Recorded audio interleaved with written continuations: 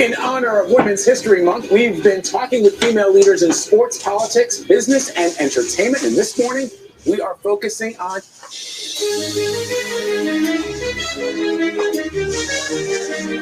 every Friday during Women's History Month.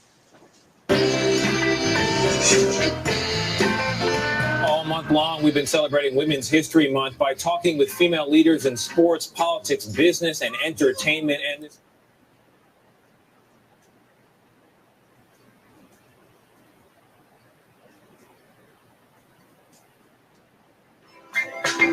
nobody takes down Angel Snuffing Up 7 easy. There's a reason why, after 100 channels destroyed, Angel Snuffing Up 7 is still here. There's a reason why nobody want to get in a beef with Angel Snuffing Up 7. But you don't take me seriously,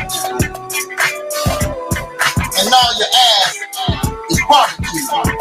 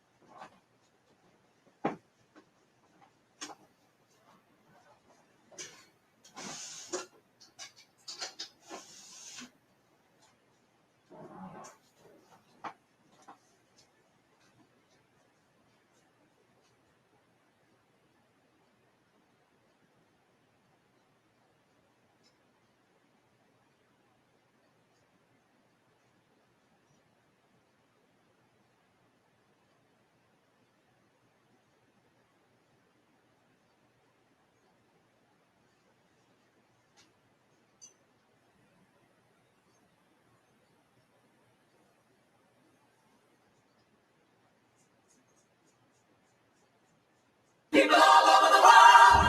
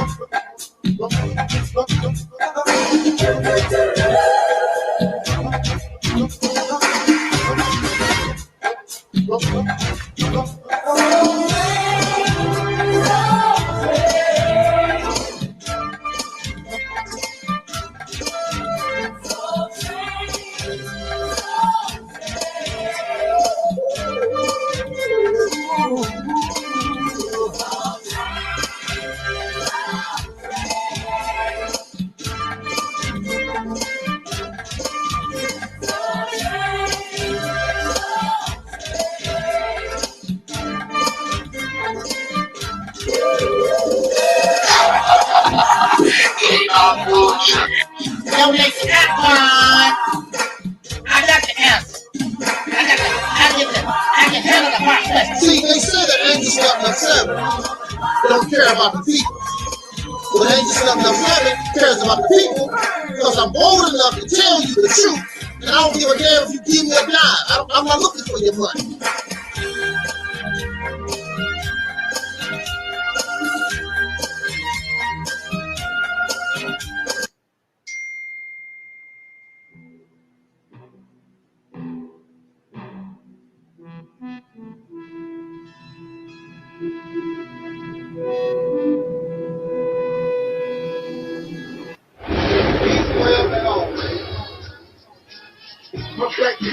It's all about the unity. There's nothing they can do with us, so ain't nobody do.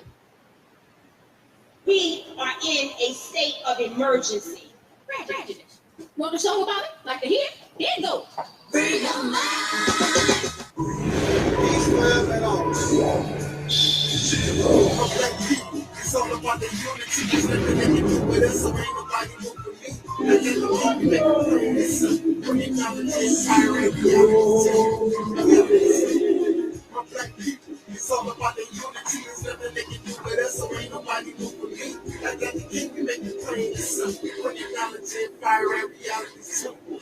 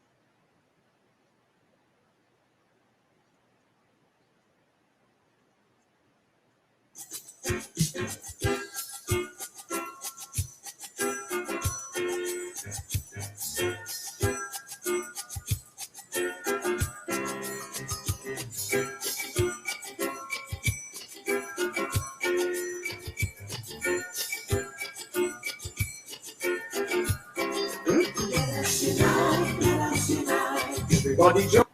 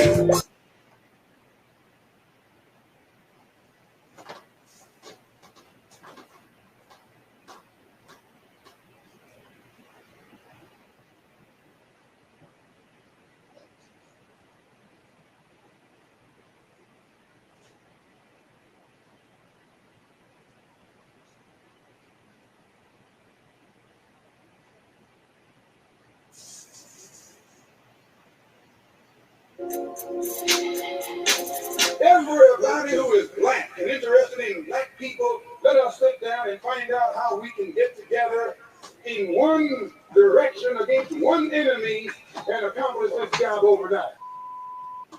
When soul singer and black activist Sam Cooke wrote the lyrics to his song, "A Change Is Gonna Come," it was very direct and to the point.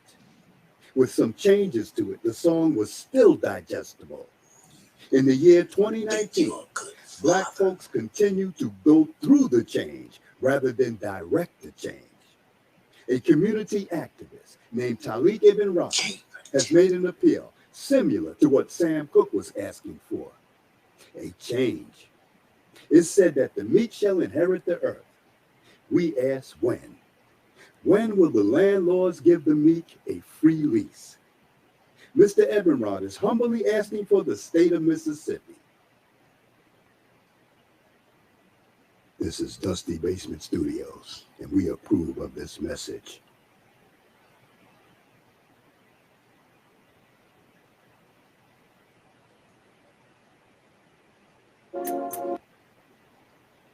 The Mississippi campaign represents everything that you claim that you want.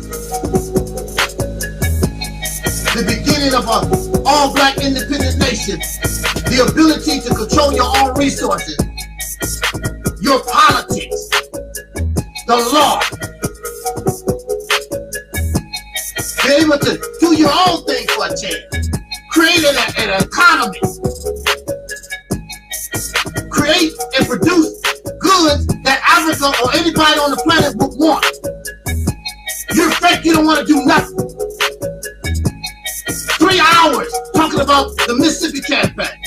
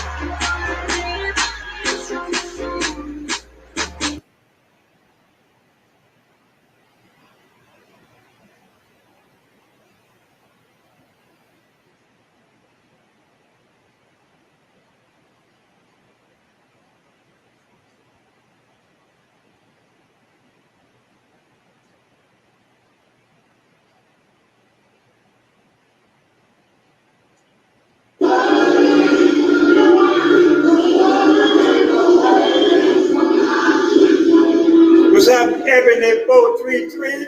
I wanted him to assume that I'm a person looking to get down with this Mississippi campaign. How does one get started with this? Sir? Mr. Angel Snupnup. What was the question again? I didn't.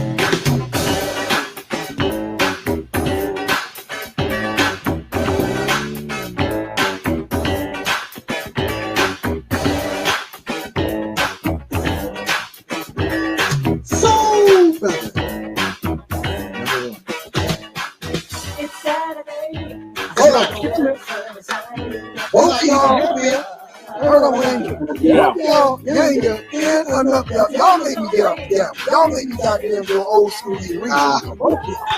Yeah. You still didn't answer the question, sir. He still didn't answer the question. You still didn't answer the question, sir. Where it goes, nobody knows. It's selfish. You gotta allow a child to grow up.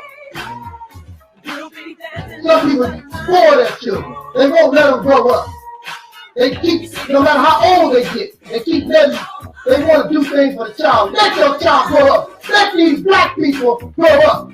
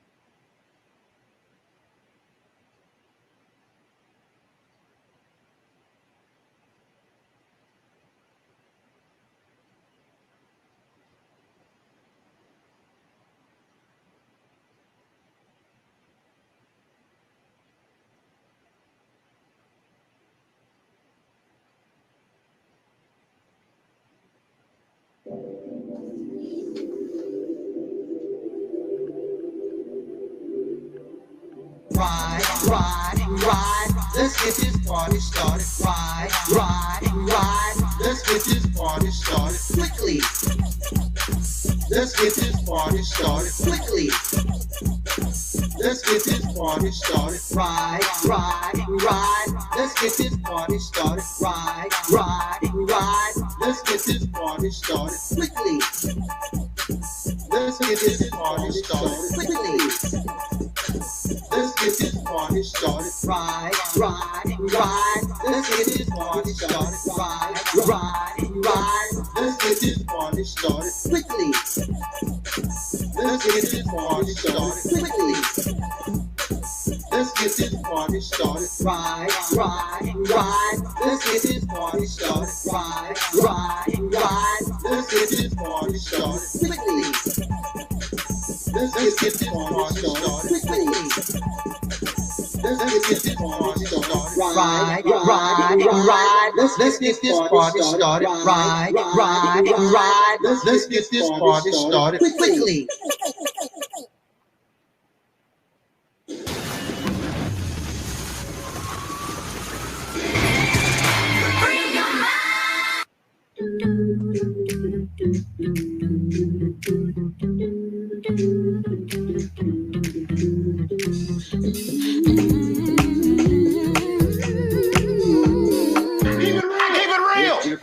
Because I keeps it real like that.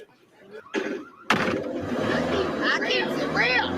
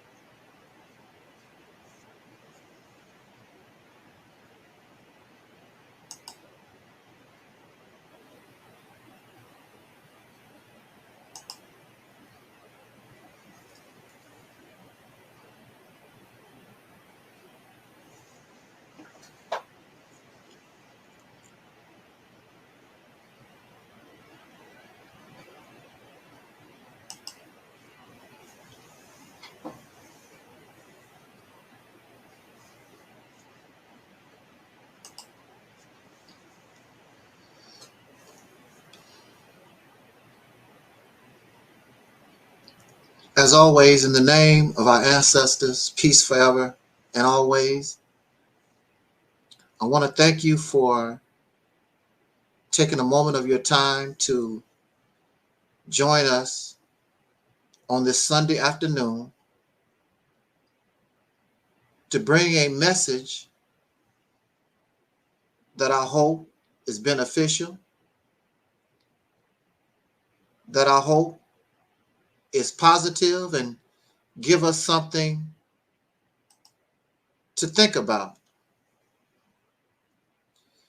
It's not about right or wrong. It's about what is true and what can help us accomplish our long-term goal. The topic that we have chosen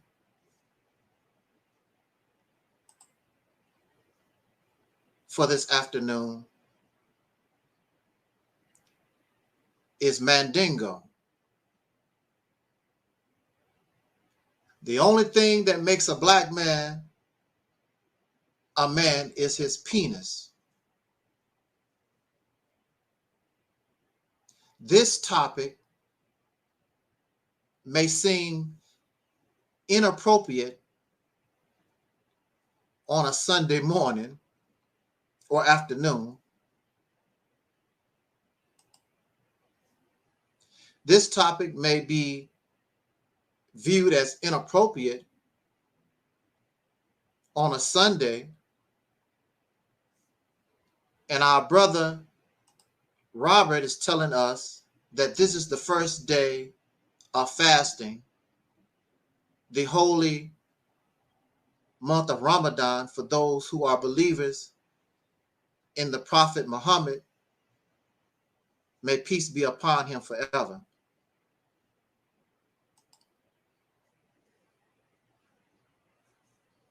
Since it is Ramadan, and since the program or the theme for Ramadan is positivity, I would think that this would be an appropriate topic because it causes us to elevate ourselves from a low position in life to elevate. Sometimes to elevate or to bring ourselves to a higher level, sometimes it brings us hurt and pain because many of us already believe we have reached the level. So there's no need for me to seek anything more.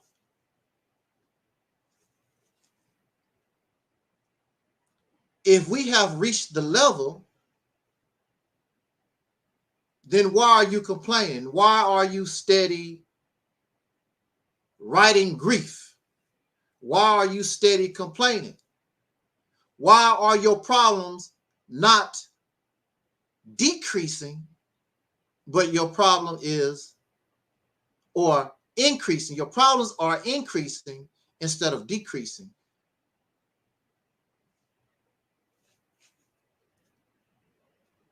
There are those, if you are a male and you do not like persons who speak about your gender, and you easily cry and you easily upset, so many things are against the black man. Somebody always attacking the black man. The black man has all this pressure on his shoulders. I don't know what pressure you're talking about. All this that you speak about this black man is facing, I don't see it. I would be considered a black man myself. What are you talking about? The pressure, the responsibility. If you are a male, if you are a man, and you cannot handle real talk about your gender, this is not the place to be. If you are a female and you think your daddy is a man and your grandpa is this great man, this is not the place to be.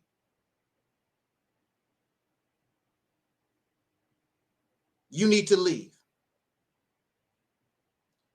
We want to have real talk about masculinity.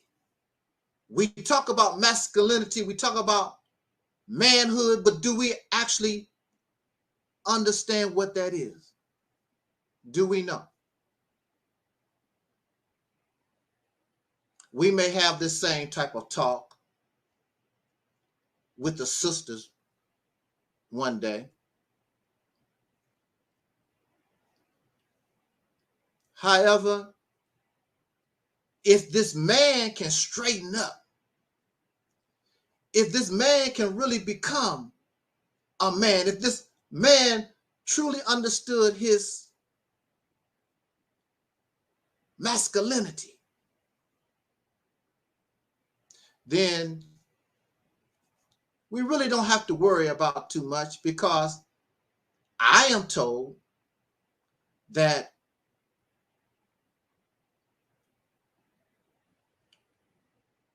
man follows God and woman follows man, and children follow man and woman. So if you straighten up the man because he has submitted himself to do the will of God, as they say, or they would say during this holy month of Ramadan, then the woman is not a real problem, because she would just follow in turn. If you don't want to hear the reality about our gender, this is not the place to be. It is time for you to leave. This is not your cup of tea. Go somewhere where they can tell you you are God, you are a prince, and you are a king, and you are a warrior, and all the lies that they tell you. Go where your ego can be stroked. I'm not going to stroke a damn thing. I'm not going to give you credit. I'm not going to give us credit unless we earn it. Unless we earn it.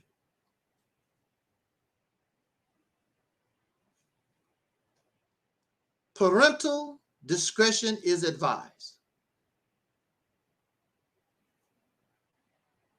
I want to send a shout out, and I always forget, but this broadcast is simulcast on Facebook, and I don't want to forget it, and I don't want to ignore my Facebook brothers and sisters and listeners on Facebook. Shout out to Facebook.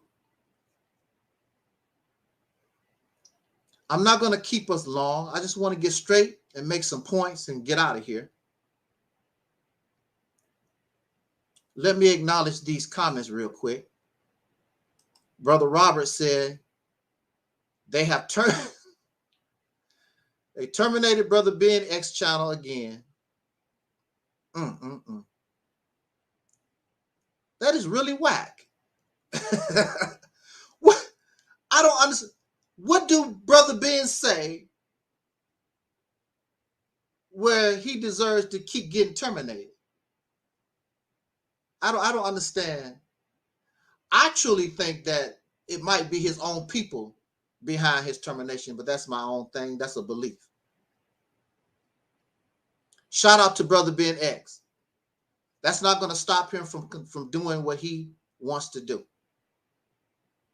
And he will probably make another YouTube channel and just keep trucking. That's just how it goes.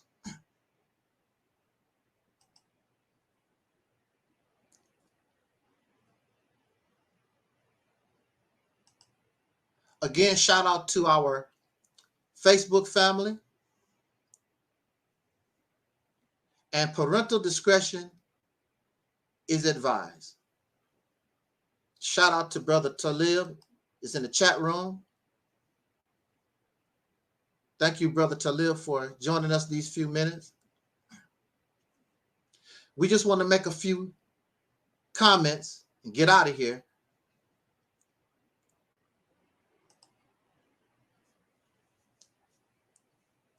Parental discretion is advised. Men or women, you can't handle real talk about black men,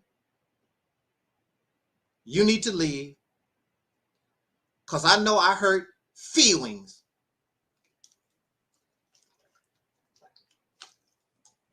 Sometimes feelings need to get hurt.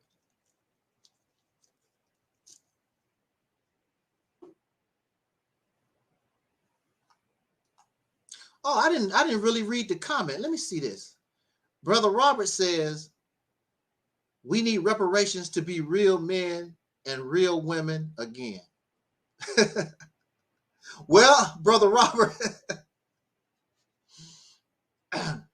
Brother Robert, I guess we'll never be real men and real women in this nation. They have no intention and made it very clear. No time soon, they're going to give us reparations. So, and if you're saying that we need reparations to be real men and real women, you're saying that we're not real men and we're not real women right now. That's sad. And we want to talk about this. That's sad that we need money. You need money. You need reparations in order to feel like a man or a woman. Wow. I don't need money from the children of my oppressor to be a man. You should not need money from the children of your oppressor to feel like a woman. See, we want to talk about that.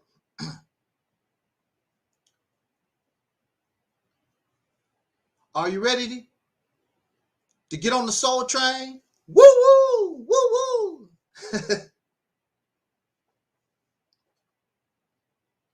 What brings us to this topic, there was a Facebook post, speaking of Facebook,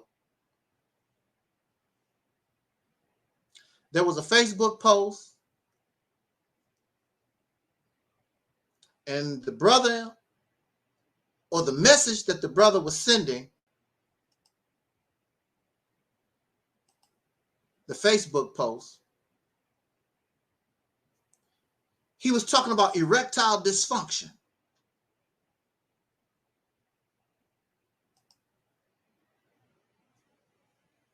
And what he was saying about erectile dysfunction is true. There are many of us, men, and even younger people nowadays, are suffering from something called erectile dysfunction. And he was saying that we're missing so much the pleasure of sex, and you don't feel like a man because your wiener don't work. Your wiener don't work. Wow, you know. It's very, very important. So Brother Robert says, without money, without reparations from your oppressor, you can't feel like a man. And the brother said, when your ding-a-lang don't work, you definitely don't feel like a man. You don't have nothing to swing around.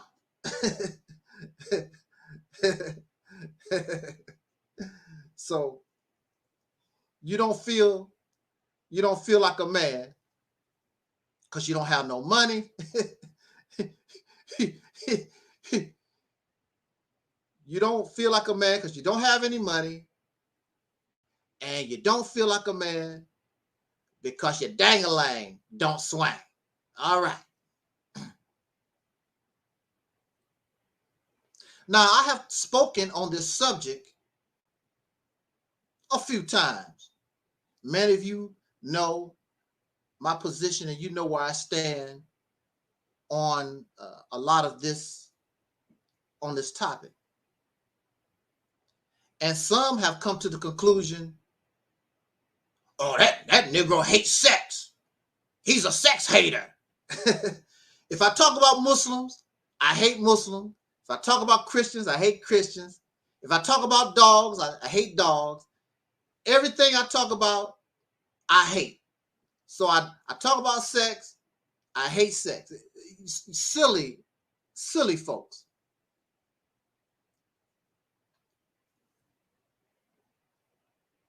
This is the problem. The problem for me, when we talk about sex, is that this people is already hypersexualized. There are those who will come to check out this video simply based on the fact that I put penis in the title. Oh, he talking about sex. Might be something nasty.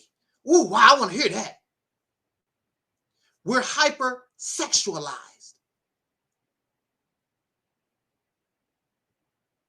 And because of our hypersexualization, is that a word? You can't get nothing done because your mind is more focused on your penis, more focused on your vagina than actually accomplish something in order to progress yourself as a people. That's the problem I have. You are so hypersexualized that you don't see a woman for who she is.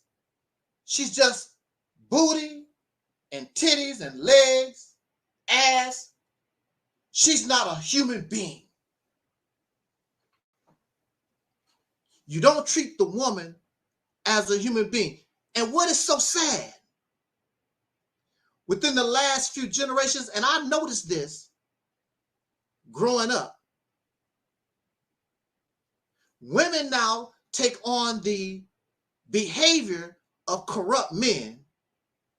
And now women want to go to the strip club and see men slide up and down poles and sling their dinglings around and look up in their butt cheeks. Women want to do the same thing that men do. So here you are, we have two human beings that don't view each other as human, but some kind of sex object, some kind of low life form. This should be a problem for us all, because the man is not human and the woman is not human. So if the man and the woman are not human, then the children you produce are not human.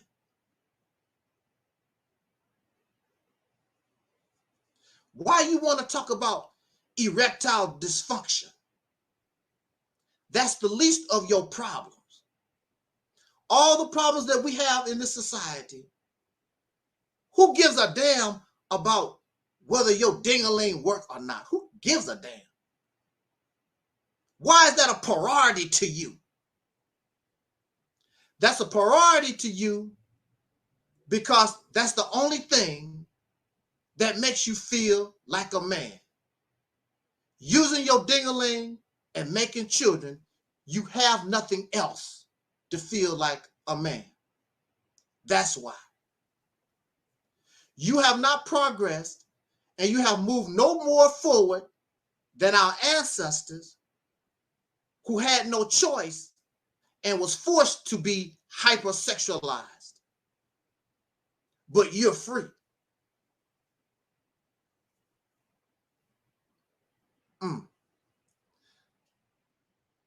So look at this. So the brother says, let me see if I can remember exactly what he said. Oh, well, basically he's saying, if your ding-a-ling don't work, you don't feel like a man. Let's study this real quick. Let's go back in time. Let's go back in time. We're in slavery with our ancestors. The brother says, if your dang-a-lang don't work, you don't feel like a man. That's all. You ain't mentioning nothing else. I got my dang-a-lang. This has got to work. Otherwise, I don't feel like a man. So we go to slavery.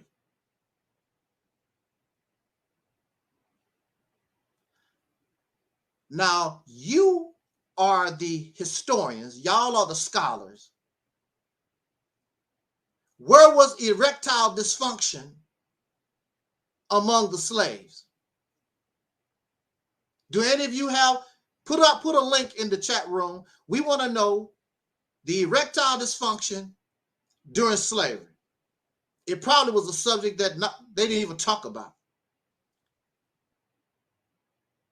But clearly, the penis of the slave must work because he kept the plantation filled with babies. He was a breeder. You can't be a breeder if your ding-a-ling don't work. So his ding-a-ling, his penis work. You say that in order for me to feel like a man, my ding-a-ling, my penis must work. Where his ding-a-ling work, was he a man? His ding-a-ling work, making a lot of babies for the slave master. Was he a man? No, he was not called a man. He was called a slave. He was called somebody's property. He was not a man. His ding-a-ling worked. Matter of fact, another man owned his penis and told him how to use it.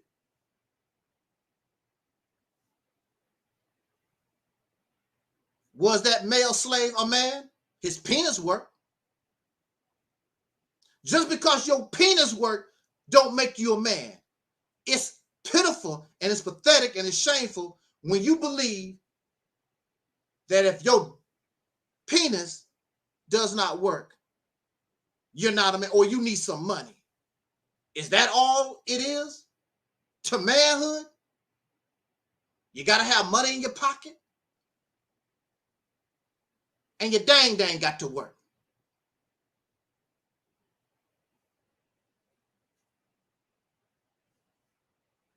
What did the slave do? The slave worked his ass off in the field for somebody else. The slave master made him kill himself. He would take this male who ding-a-ling work and the other one who ding-a-ling work, put them and force them to fight each other to the death. And then one would be murdered, one would be killed, and his dangling would stop working. What else is it about the slave male?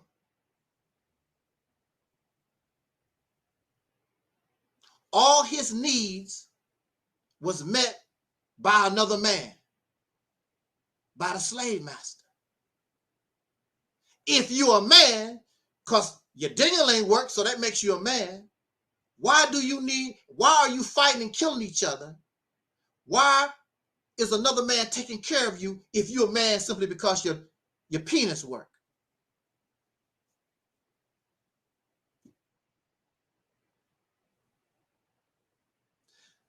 There was a book that they made into a movie that described this scenario, this behavior. It was called Mandingo. A wonderful classic movie. Those of you who have not seen this movie, this is a must-see. This is a must-see, Mandingo. Mandingo was a killer of his own gender, and he was a breeder. And the master figure, he made good babies if he can fight and kill other slaves like that. He's all strong or whatever.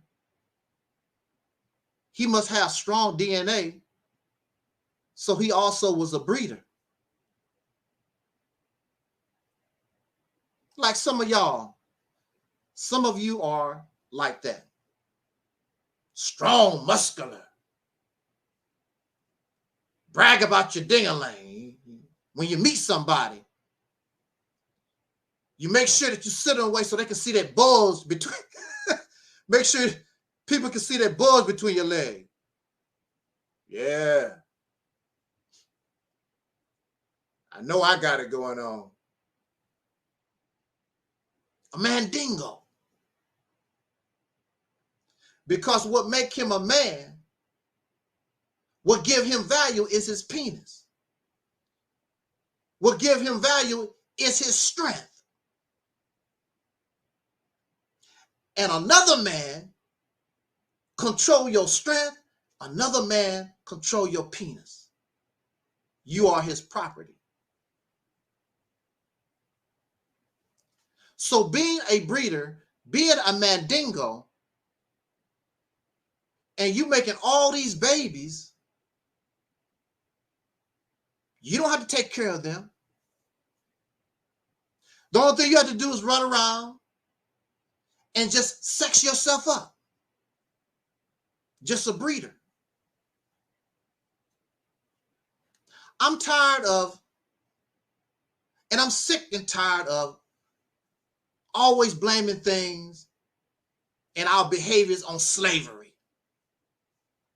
Well, the reason why we do this, because of slavery. And the reason why you do that, because of slavery. And you know it's in our DNA, and that's the reason why. Bullshit. Parental discretion is advised. I want to say that. That's bullshit. How long has it been since we been in chains, had a slave master? No, you do that because you do things because you want to do it. You, just like the brother said, pleasure, you pleasure seekers. You want putty tat, you want putty tang for the pleasure. And that's what he said in the post. You pleasure seekers. You smoke weed. Whew. You smoke weed for the pleasure. You pleasure seekers. You watch countless, they say black people watch more TV than anybody because it's entertaining. It gives you pleasure. It takes you into fantasy world. It makes it so that you can forget your problems. That's what it does. And you get drunk and you do illegal drugs and you chase the putty tat and you chase the ding-a-ling.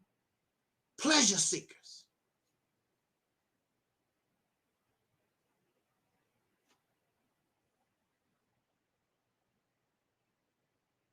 But you're a man.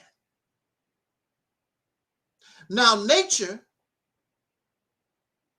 Nature uses pleasure to entrap you so that you'll chase the putty tat so that you can bring baby into the world so that you can reproduce. Just like flowers use nectar to attract the bees for reproduction.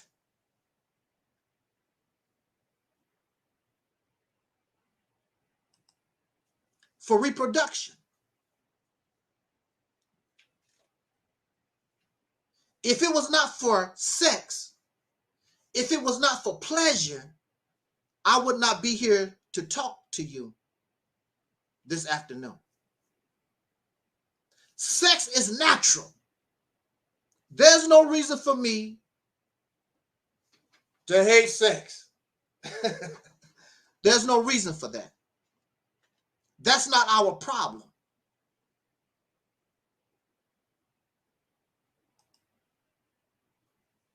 The problem is you call yourself a man and you don't want to accept the responsibility for your actions because of sex. That's the problem. You're not on a slave plantation no more. You're not the mandingo of the plantation no more. You want pleasure? You want sex? You want to feel like a man? Then you have to accept the responsibility of being a man. But the only thing you want is the pleasure.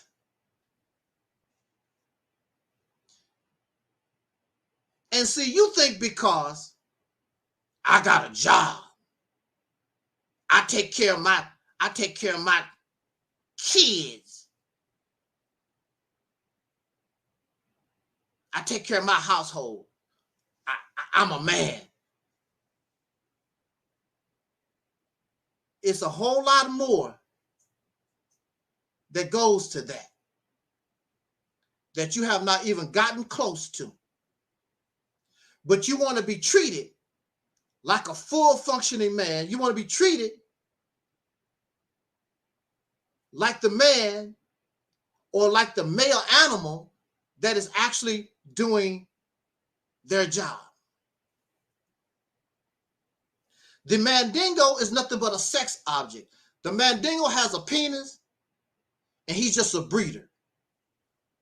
And if you look at us in this society, that's all we have become is mandingos.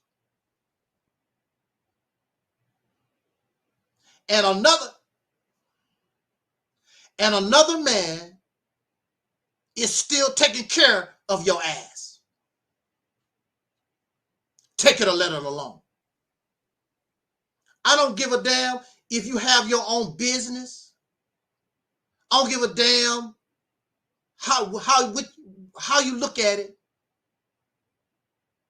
Having your own business, you still don't have your own. You don't control no resources. Another man tell you if you can or cannot have a business. You got to go to another man to get a business license. You got to pay that other man taxes. And then he will use his police department that you pay taxes to, and they'll blow your brains out. And the only thing you can do is cry. What kind of man are you? And you worried about your damn penis.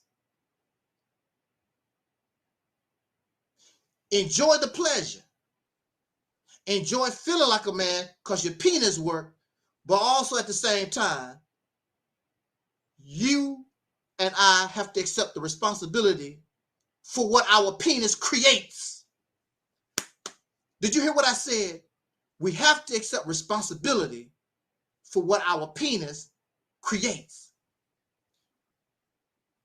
If you really was accepting the responsibility for what you do with your penis, you probably would be happy it don't work.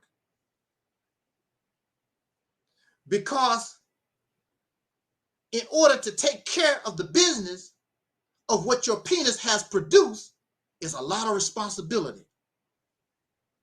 Many of these men don't take care of their children. All over the internet, they talking about child support, child support. You made children. Why do somebody have to make you pay child support?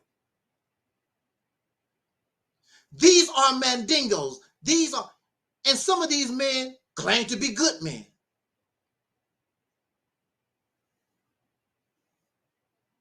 There should not be a child support system. As a man, you should be happy to take care of what your penis produced. You laid up and you enjoyed the pleasure. That child is a consequence. That woman is a consequence. And they need stuff. They need food, clothing, and shelter. They need protection.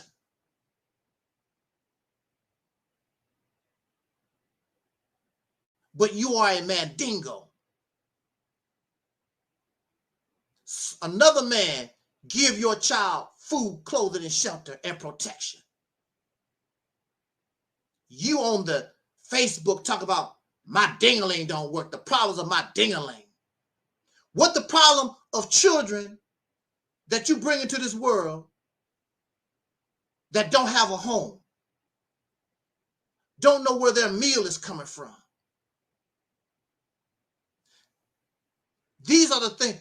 What about these women in shelters? These women becoming a part of the sex trafficking system and the welfare system. You're supposed to be a man. Well, I take care of my family.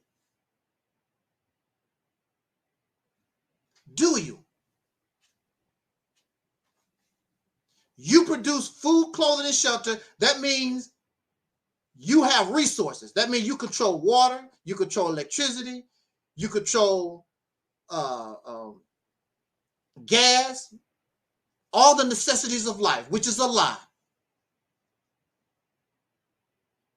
You might run your business.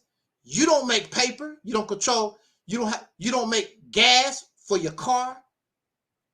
All these things you still depend on another man to take care of you because you are a mandingo and you are still on the slave plantation and you need another man to take care of you and your children, and he could take your women just like in slavery. The slave master could take your woman anytime he feel like it.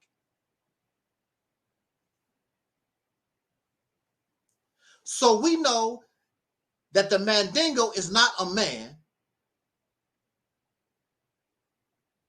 So when they set our ancestors free, he was a slave. Just because he's not on the slave plantation, what make you think all of a sudden, oh, now I's a man now? What make you a man?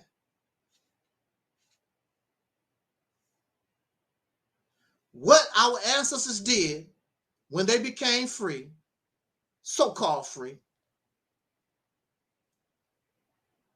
they copied the behaviors of the slave master. That's what they done. And they used as a guide the Bible that the slave master gave to them in order to try to teach them what is it to be a man.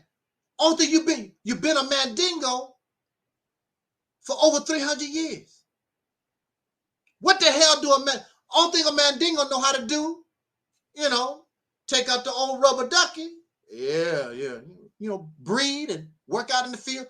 What the hell do somebody who been in the slave field for 300 years, what the hell do you know about being some man? And you only been off the slave field a little over 100 years right now to this day. You've been more of a slave, then you are so-called free.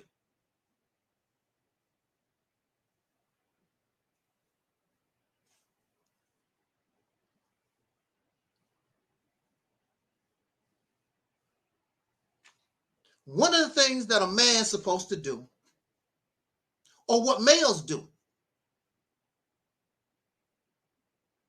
you have to acquire resources to take care of the things that your penis creates. Your children need food, clothing, and shelter, and you need to have those resources. No other man should control your water, your electricity, your gas, and all the things that your family need in order to survive. Even male animals are not going to do that. In nature, what you see in male animals, they get territory, and that territory has to be big enough to provide for his family, for his tribe, or whatever you want to call it. In the territory, there's water, there's sufficient food, there's enough room, everything that this male needs for his family. No other male controls that. He don't have to go to a male robin, a male tiger, a male crocodile. Don't have to go to another crocodile, male crocodile, talking about, will you let me do this? Can I have a business license? Do I have to pay you taxes? That's you. And you don't mind doing that because you're a mandingo. You're not a full functioning male. There's no, now you always compare yourself to other people. With a Mexican man, they come here, and the Ukrainian guys come here, and the Afghanistan, they do that voluntarily. And when they come here, they're gonna put their tail between their legs and bow down to the dominant male that's here. They can always take their happy ass back to where they come from. Ukrainian men right now are fighting Russia to defend what their penis produce. That's what it's about.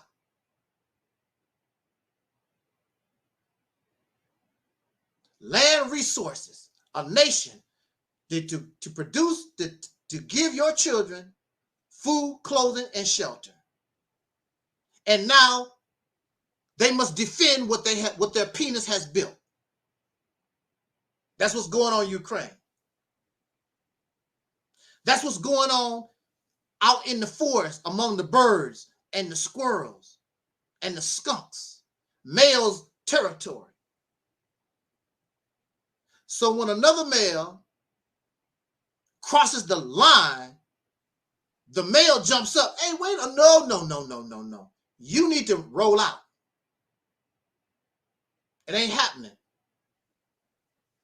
Because I got to take care of what my penis produced. I got to defend my DNA. Y'all always talk about DNA and all that kind of good stuff. I got to defend my DNA.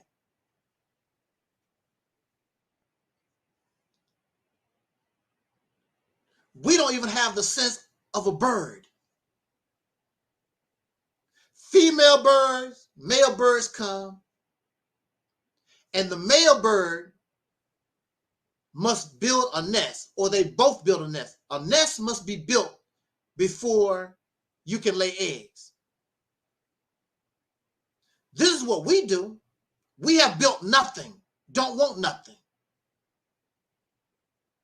We act like the cuckoo bird, and we are a little cuckoo. The cuckoo bird lays its eggs in the nest of another bird. And that's what we do, Mr. Strong, dingling functioning male. That's what we do. We lay our eggs in the house of another people that you know don't like you. And you don't have no problem with that. And they feed you. They give you food, clothing, and shelter, and take care of your happy ass. Just like the bird would take care of the baby bird,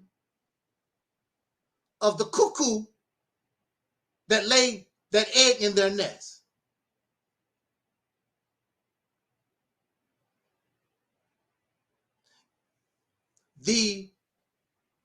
When the baby cuckoo bird is born, it throws the babies of the breeding parents, throws them out the nest, and the parents take care of this alien baby. I wish we could learn that from the cuckoo bird. That's real smart. We don't do that. We become food for the babies of our oppressor.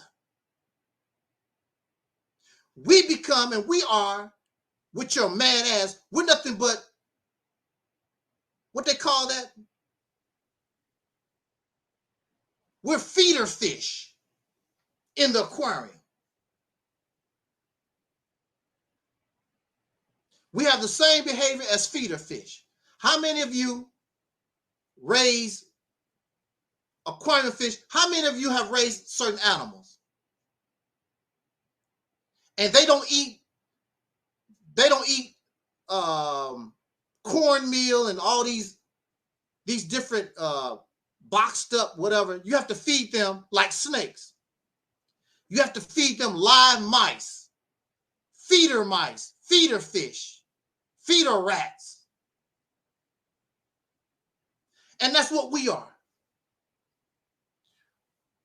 And when you look at a rat or a feeder fish, they in the aquarium, they in the cage and act like nothing's happening. The rat is just going around, just being a rat, looking for cheese or whatever. And the snake is just waiting till they get hungry and eat the rat. The bigger fish in the aquarium just waiting till they get hungry so they can eat a fish. But in the meantime, the feeder fish, they just swimming around, and the rats, they just walking around like it's normal. They're just trying to live their life. That's how the so-called Negro in America, that's how we behave. We are in America swimming around like nothing's happening. Like everything is normal. There's no threat. Then you want to cry when a cop blow your brains out. You want to cry because of job discrimination, which has never gone nowhere. Housing discrimination, which has never gone nowhere. You living in an aquarium, you're feeder fish. We behave this way because we have no men. You have a mandingo. Because a man has to get his children and his woman out of the danger zone. That man must get territory of his own that he controls. He must be able to create food, clothing, and shelter, electricity, gas, whatever his family need. We have failed, and you worried about erectile dysfunction. That's the least of your worries.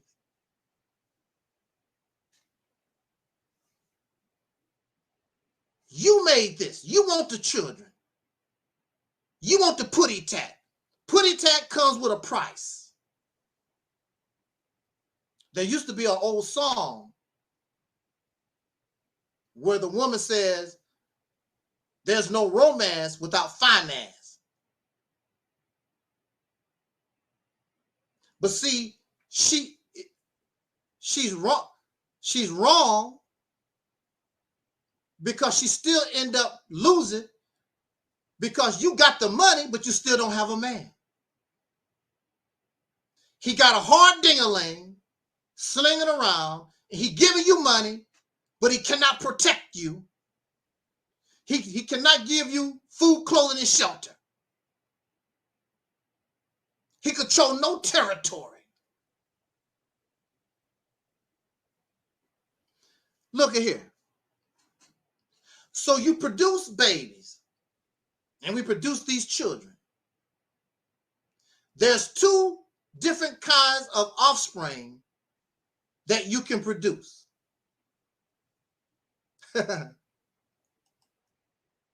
Low quality offspring and high quality offspring. When you're talking about low quality offspring, usually that comes from animals that don't live very long. They breed fast because they are on the menu of other animals, like frogs. A lot of animals eat frogs. So they breed. They don't live that long. They breed quick. Make a whole lot of frogs because they're not going to make it. Rabbits. Rabbits breed a lot. Roaches. Because they don't live that long. And a lot of things going to eat them.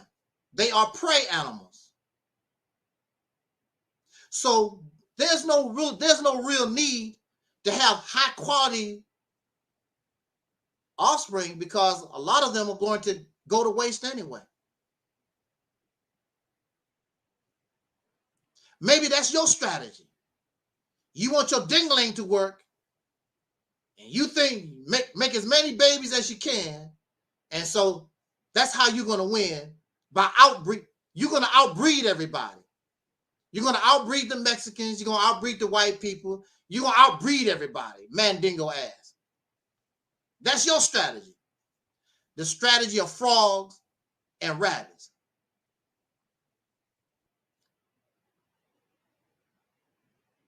Then we have high quality offspring, like what we have in elephants and whales. Now, to my knowledge, elephants and whales, it takes longer than 9 months for them to have a baby. And when the babies are born, they put a lot of effort and time into the baby because it's about quality. It's not about quantity. With low quality babies, it's about quantity. With high quality babies, it's about quality, not how many. Because these animals live a very long time. And these babies have to be able to learn a lot of things. So when it's their turn to be leaders in the family, they got all this knowledge that they have gained.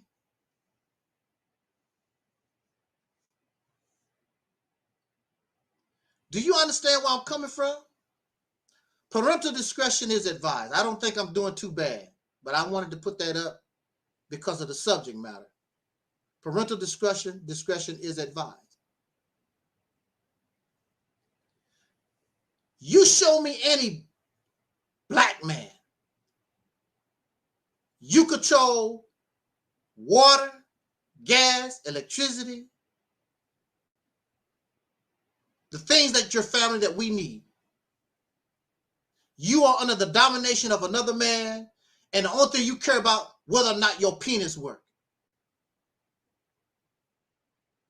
Your children and your wife know who.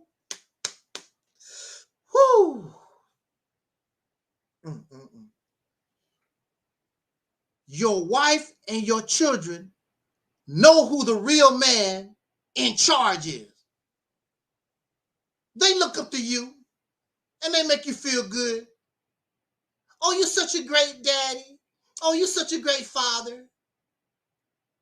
And really, they lie to you. It's lies. It's not real. Because you have nothing to do with the electricity. You have nothing to do with the water or the internet and all the things, the shoes the food. Some of y'all got these little baby gardens in the back. You feed yourself a little bit. It does nothing for the 40 million. Your penis has produced over 40 million black people in this country. Your little backyard gardens cannot feed us.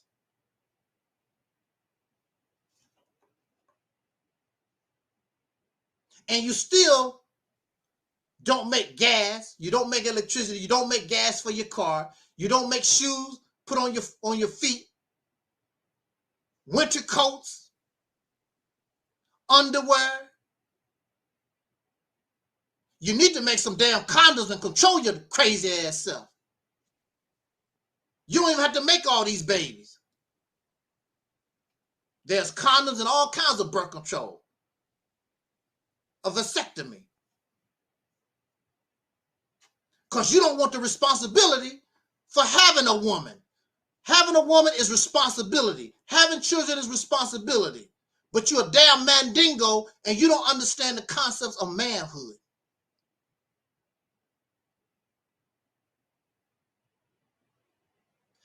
That's one of the reasons why I did everything I could personally to avoid making babies, because I know I don't want that responsibility. There's nothing fun about taking care of somebody like that, having that type of responsibility over for another human being. I love my children. I sure love my, you hear that all the time. I love my children. I love my children. I love my children.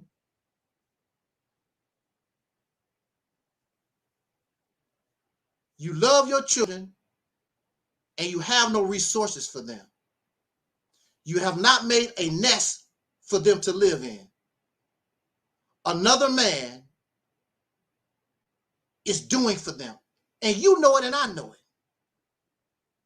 You worried about your ding-a-ling. You have no honor. You have no integrity. You have no character. You're not a man. You're a mandingo. So you don't feel like a man unless your ding-a-ling work, because you have nothing else to give you, to make you have value. That's a shame. That's a shame. Even in the animal kingdom, you have to be a leader. We have to provide and we have to protect. Your priorities is all messed up.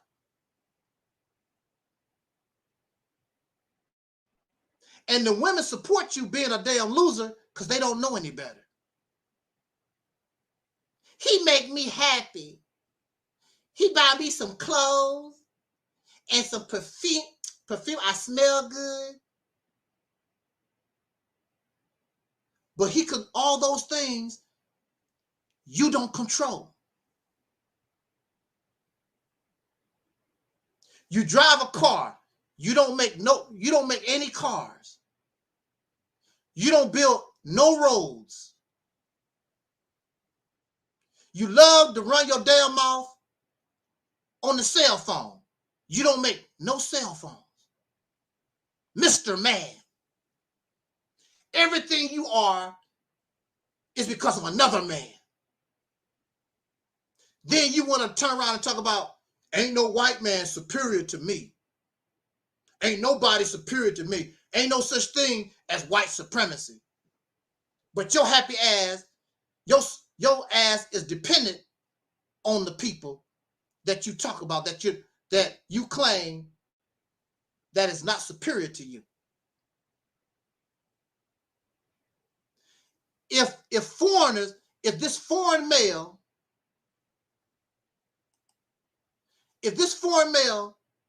took everything and wouldn't sell us nothing and give us a damn thing, what would you have? Mr. Sling your ding-a-ling man.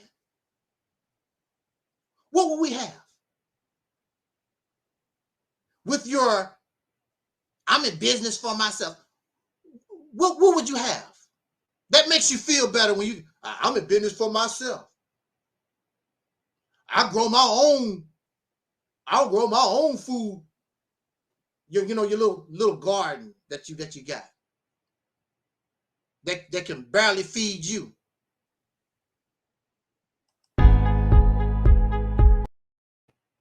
Whoops. That's not what but look. And it's more than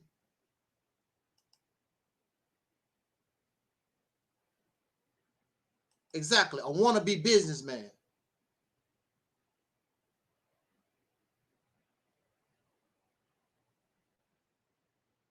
We don't do nothing.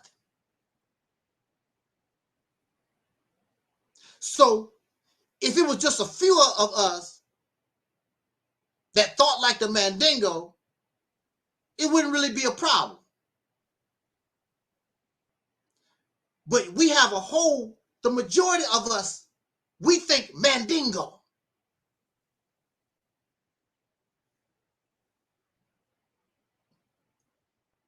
You want all this pleasure and you want the honor, but you don't want the responsibility for being a man. This white man or Mexicans or Chinese all over the world, they have accepted responsibility for what their penis do. And that's what it's all about. I got to get mine. Tupac, it was Tupac, it was another brother. I forgot that brother's name. But Tupac had a record. I got to get mine. You got to get yours. I got to get mine. I got to get yours. I got to get mine. It's not about sharing. We can trade. I grow corn. You got tomatoes. I trade my corn with your tomatoes. We can do that, but don't come. This is mine. Don't cross the line. This is my water. This is my nuclear power plant. These are my roads. Don't cross the line. We're going to have a problem. But we as black men, we have no line to cross because we built nothing. Mandingo behavior. In America, there's no manhood training for us. We just going on what we think a man's supposed to be. What is manhood training? Manhood training, first of all, you don't have to be trained to be a man. We already know. We already know, and it's natural. You should know what it is to be a male. You should not have to be trained about that. Manhood training is taking a hood over the man to give instructions to the male, womanhood, to give instructions to the woman, what is expected of us, our role in society. That's what it is. Men and women in the United States, we have no manhood training. We just out here doing whatever we want to do, screwing around and hope for the best. And America is a good example of low quality human beings because there's no manhood training. There's no guidance except the Bible and maybe the Quran, that type of thing, maybe. And so since there's no manhood training,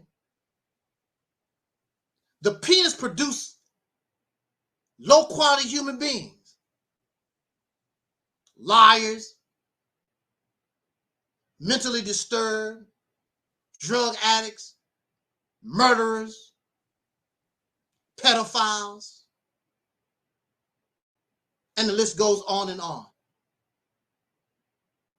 Because there's no manhood training. There's no guidance. There's no instructions.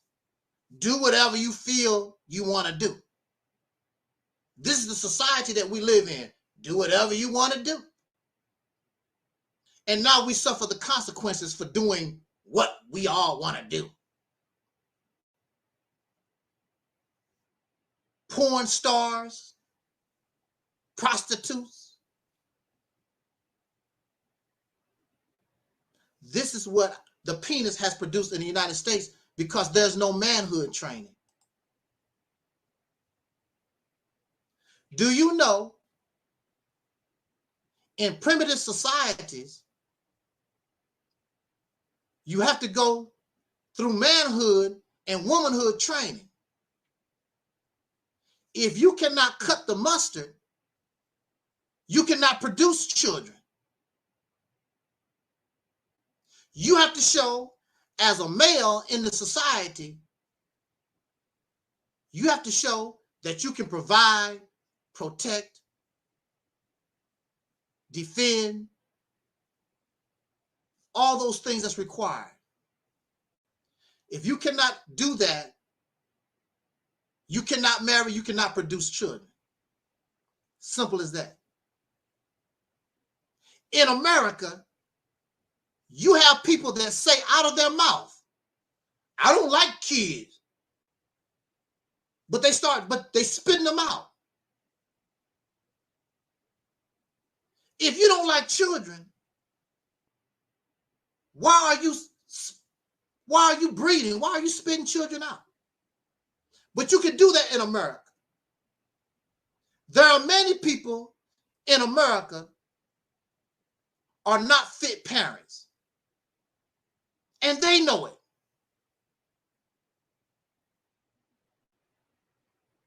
But you slanging your ding-a-ling, opening up your legs, producing children, and well, damn.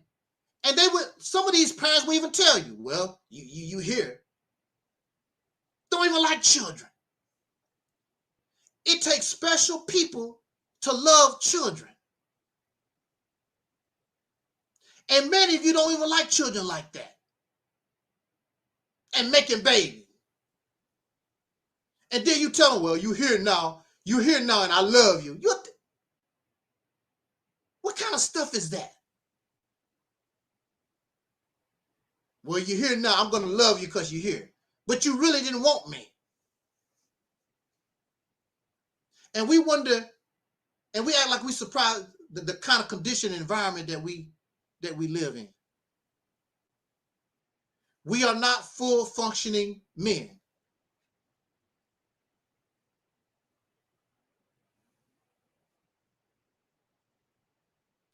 Talking about sex is a good topic. Erectile dysfunction is a good topic. You will not hear me talking on those type of things because I know our people are hypersexualized. Look what we went through last year during the purge. Angel Snuffing Up 7, erectile dysfunction. His dingling don't work. And people laughing and giggling. What do they have to do with anything? You had a woman on her channel talk about how tight her putty tat is and who she give it. What does this have to do with anything? But see, since we don't and have not taken responsibility for ourselves, we can spend time on such nonsense. Because you don't control resources. You don't, yeah, right, and chemically castrated, all that bull crap. You don't control resources. You don't make any laws. You just hear. You're just a Mandingo man and a Mandingo woman doing your Mandingo thing. So you have time for all this nonsense. And Massa is taking care of everything. This is why we don't have a care in the world. Even in the so-called Black conscious community, here we are. You have a situation that could mess around and kick off World War III. Besides me, I don't think nobody else, the black folks, not talking about it. Why aren't you talking about World War III? They're not talking about inflation.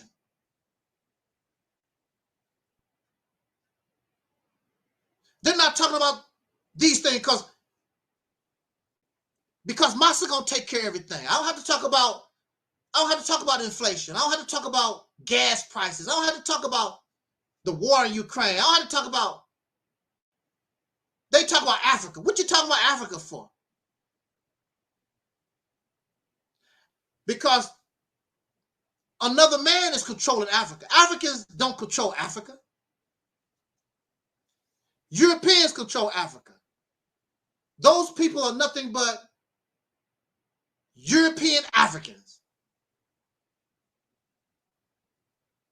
The national languages are European. The new buildings that they are building are European. Ain't nothing special about them.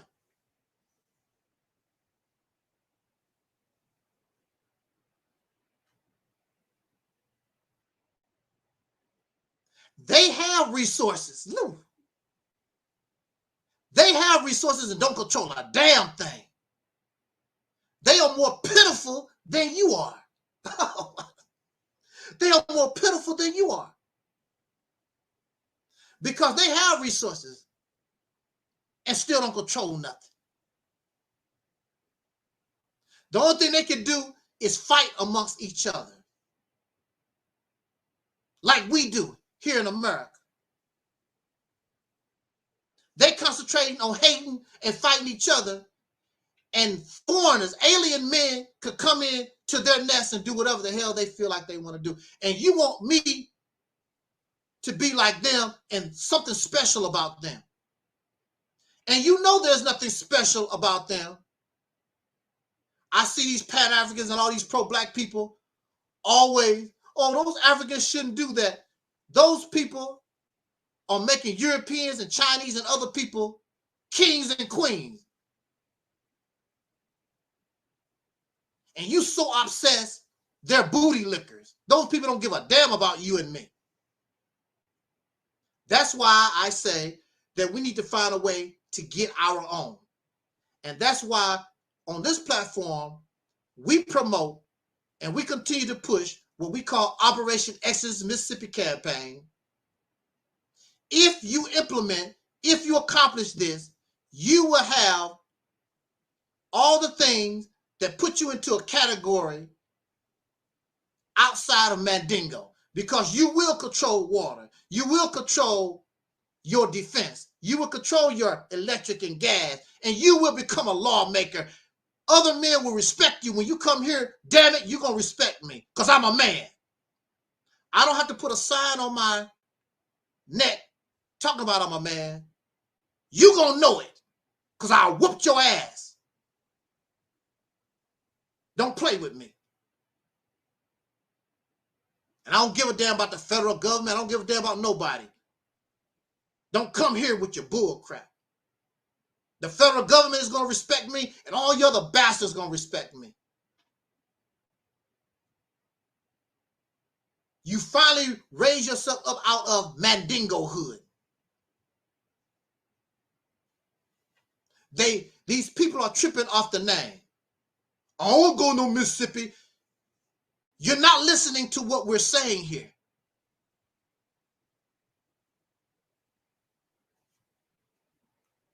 But that's because you are a Mandingo. And you're happy not having responsibility, because being a real man is hard work. You don't want to work hard. Being a real full functioning man men and women is a lot of work, a lot of sacrifice, and it's not a joke. But being a Mandingo man and a Mandingo woman, that's easy. You've been doing that for over 100 years. No big deal. And if you get a little celebrity, get a little money in your pocket, and it's no big deal. You happy, happy, joy, joy, happy, happy, joy, joy. Look at Will Smith.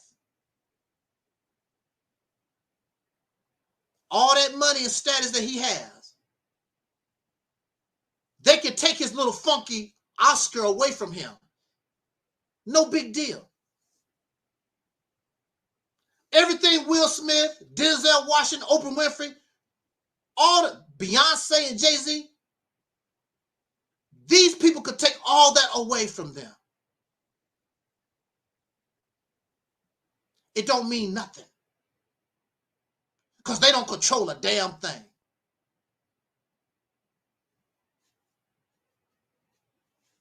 Another man allow you to be a movie star and a talk show host. Just like your slave master let you be whatever, give you some extra biscuits on your plate. That's all it is. Denzel Washington and Oprah and Jada just have extra biscuits on their plates. They're nothing but Mandingo slaves.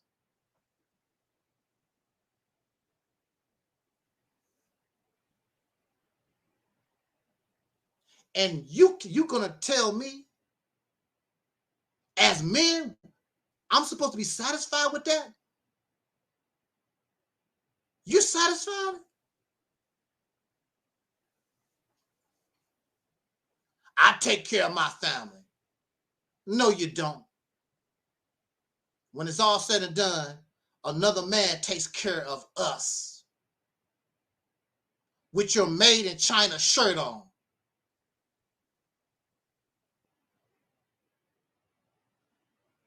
While you making videos on YouTube and Facebook, these suckers won't even support a black YouTube or a black Facebook. You won't even support it.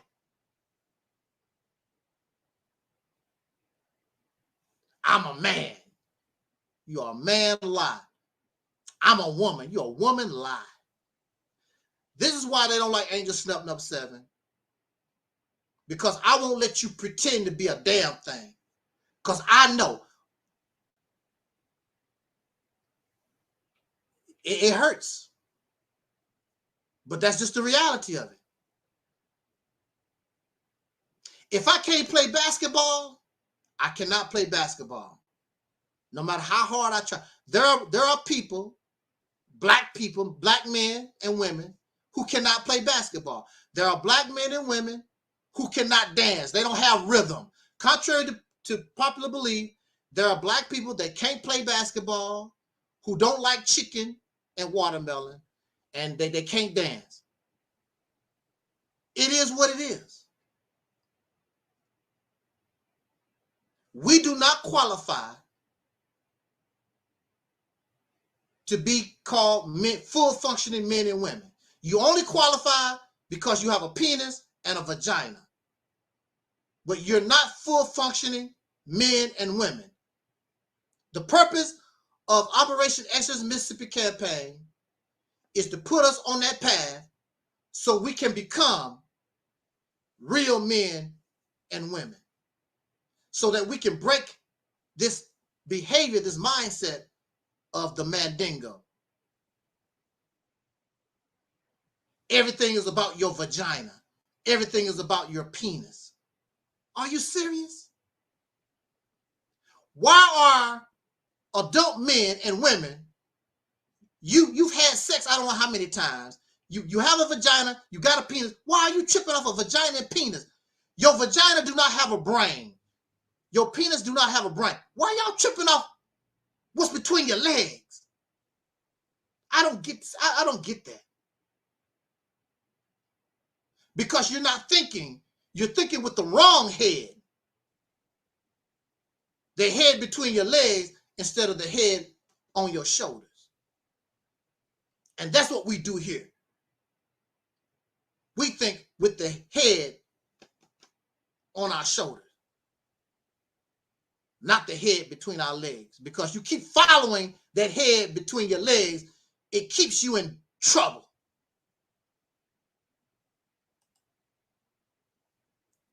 Brother Talib says, while the pro-blacks still focus on arguing and threaten each other, we witnessing the actual possible coming of World War III. And it might not happen now. But I'm not a prophet. Something is going to kick this whole thing off. A worldwide drought. You will see how people really feel about each other if there's a worldwide drought and people can't get water the way you can't take a shower the way you used to. Matter of fact, you can't even drink water the way you used to. People fighting over water. Your money don't mean nothing.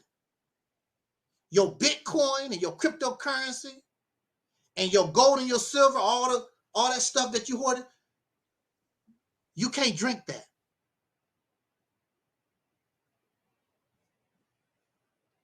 Operation Exodus Mississippi campaign, we're thinking about what could happen, the worst scenario. Like these, what they call those people, those doomsday prepper type people. Trying to look out for you. Because you can't trip on the now.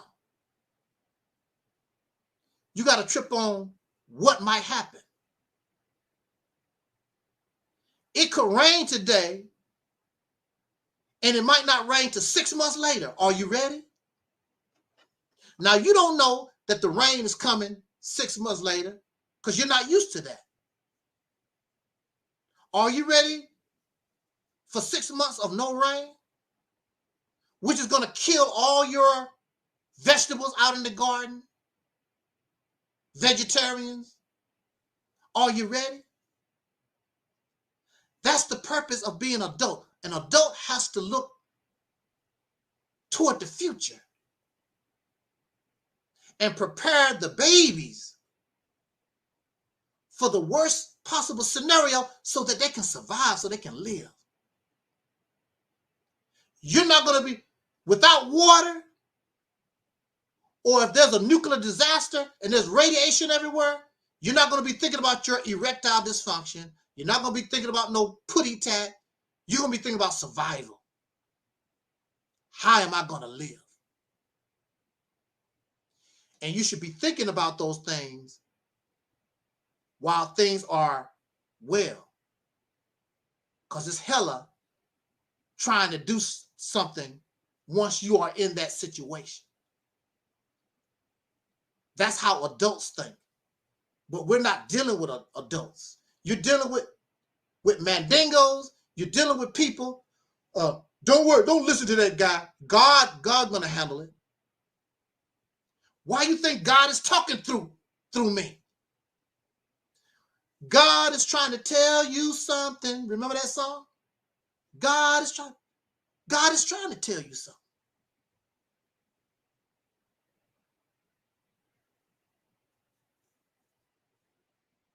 So you can claim to be a full functioning man. You can claim to be a man all you want.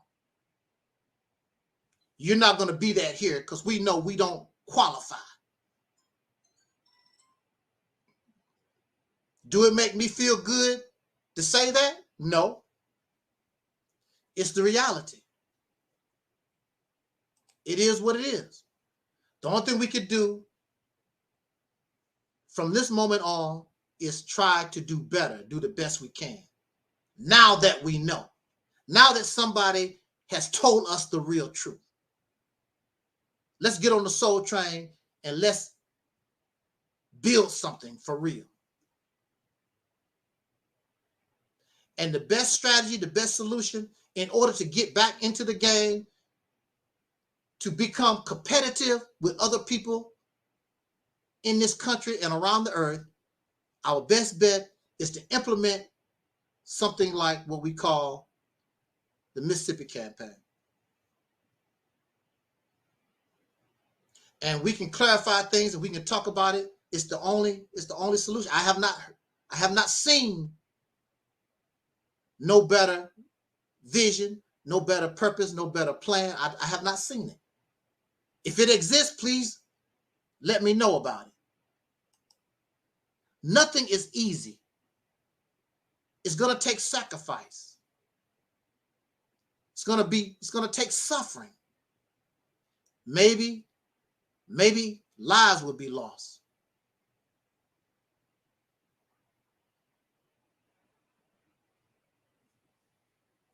But when you're an adult, you expect that. You expect those things. So earlier, brothers say, we need reparations. If you don't get reparations, we're not a real man and a real woman. So we don't have reparations. So we're not real men and women, according to what he just said. And on the post on Facebook told me, if my dingling don't work, I'm not a man. So if you broke and your dingling don't work, you're not a man. A lot of us are not men. But the ones who saying those things, they're not men either. Because as a male, you must control territory. You must be able to give your family, your children, those things so they can survive the necessities of life. And if we want to live this modern life, it requires gas, internet access, electricity, and so forth and so forth. You know. And we're not providing none of it, not even 1% of those things. So you keep your wife and your children keep looking up to the white man and other people for the necessities of life. You feel good about that? I don't feel good about that. I don't like it.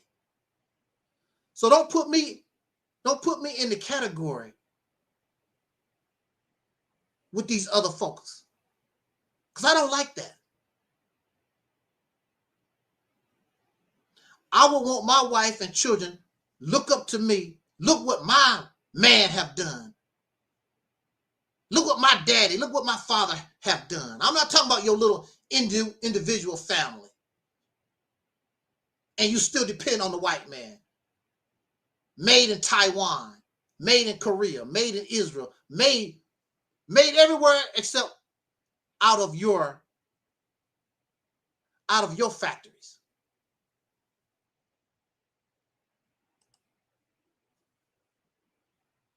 I'm not here to hurt our feelings. I'm not here to be negative. But we have to keep it real, because reality, the truth, is better for us in the long run. Look at the condition that we're in right now, because we don't accept reality. We can't handle the truth. Do you like it?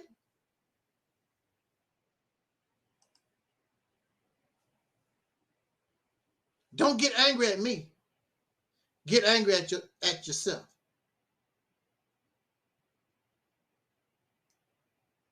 We don't have to be losers. We can be winners. We have that potential. I don't know if we have the time, because time waits for no one. And if time runs out, you have to suffer the consequences of your choices, whether those choices are bad or whether they are good. I would hope before time expires that we would make better choices. So on that note, I appreciate you for joining us this afternoon. And we did put up the notice. Parental discretion is advised. I did put that up. So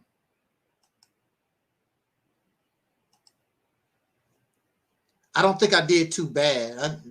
I didn't want to get too nasty, but just in case it got a little rowdy, I wanted to put that up there. Parental discretion is advised. I want to thank everybody in the chat room. I want to send a shout out to Facebook. I always forget my Facebook people. I have not forgotten you today. Thank you, Facebook, for joining us this afternoon. The super MVPs, Deacons of Reality, Mellow Cap, and Brother Epps joined us in the chat room. Brother Taalik, thank you so much. Those who are listening and those who will be listening to this broadcast later on, everything that we are, if you want to donate or you interested in my autobiography, those things are, the links are in the description box. I appreciate it. If you want to know more about Operation Exodus Mississippi campaign, you can always email me. You can also visit Operation Exodus Mississippi campaign on Facebook and watch some of those videos. Hopefully in the future, we will have a live stream just about the Mississippi campaign.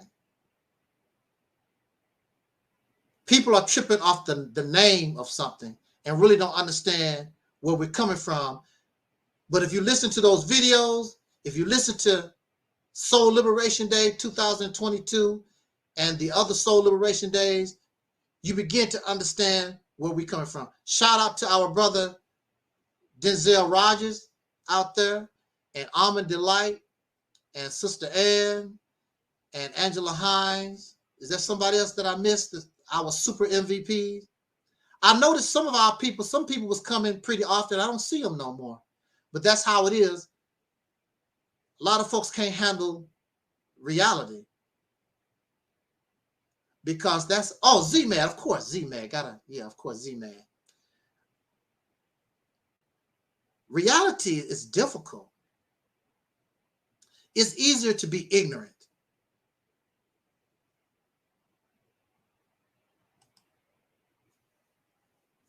It's easy just to live in these fantasy worlds that we built for ourselves. I can't do it.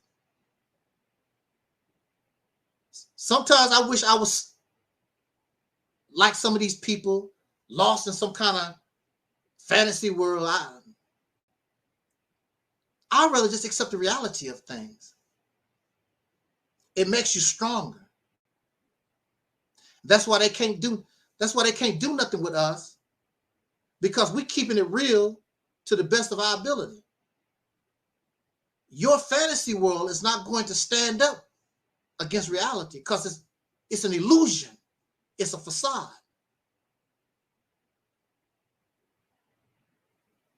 We're going to keep it real here. So if there aren't any questions or comments, I notice those trolls, when I ignore them, they don't want to come around. They only want to come around if you feed their crap. So they come around and I don't say nothing. Don't acknowledge them at all. Okay, Brother Robert says, why are they afraid to give us our reparations? Brother Robert, reparations is not a debt. They don't owe us nothing. Reparations is a gift from one person to another out of the kindness of their heart, trying to show that some type of humanity and try to repair the harm that they caused. They don't owe nobody nothing. These people, if they want to give our people reparations, they would have done it long, long time ago, way back after the Civil War. They're not interested in giving nobody any reparation. Now, there are little, to my knowledge, there are little towns and cities. I know there's a town in Illinois, and right here in the St. Louis area, they are coming up with little tiny things to show that they want to make up or try to repair what was done by slavery. They want to pay some of these black student debts off and pay some bills off or whatever. Some of these little towns, they are doing little things, but as far as the federal government is concerned, I don't think, especially in our lifetime, I don't think you will see that ever happening, especially when your government is still controlled, like Tariq Nasheed said, by the dominant society. And a lot of those Peckerwoods come from the Jim Crow era and whatever. They are still alive. They're not going to, people like Joe Biden, they're not going to give you, they ain't not going to give, they ain't interested in no reparation. And then the next problem is, if they ever do reparation, what form of reparations will it be? You don't want to give these people monetary reparations so they can go out and buy cars and boats. And reparations is supposed to be provided to try to help heal what you lost. You didn't lose no Cadillac. You didn't lose no Louis Vuitton bag. That ain't what you lost. So if reparations ever was given, it has to be in a manner so the people can actually benefit, not go on a spending spree like it's the Price is Right. Brother Talib says, Robert, they not afraid. They just giving us reparations, and we ain't got the power to make them do it. That's another thing. They're not afraid. If I owe you reparations, make me pay you. We're not in a position to make a demand. But if we control a state like Mississippi, you put yourself in a position where now you got some clout. But if you control the state of Mississippi, that in itself, you created your own reparations, if you understand. You need to stop begging these people. Who gives a damn? I ain't gonna ask these people for nothing. Be smart enough to take your crap, whether they like it or not. Robert says they give Jews. Those are Jews. You can't tell nobody what to do with their money. Well, you get, it reminds me when people are going in and out of jail and the judge give you 15 years to life and somebody else did the same thing, they got probation. They don't care nothing about that. I'm giving you 15 years to life. They don't care nothing about. It's on an individual basis. They don't care about that. But also at the same time, those Jewish people are united like that. The majority, not the minority, because of course you can't get full unity. But they have enough unity where they got some stuff off. And they don't play games. And plus, they also have economic power. They control a whole lot of things and have a lot of influence. You don't have those things because we're Mandingo, like what we're talking about. Man, nobody respects a Mandingo.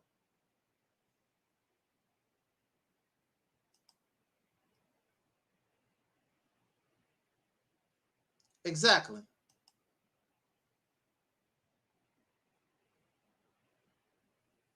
They don't have to give you nothing.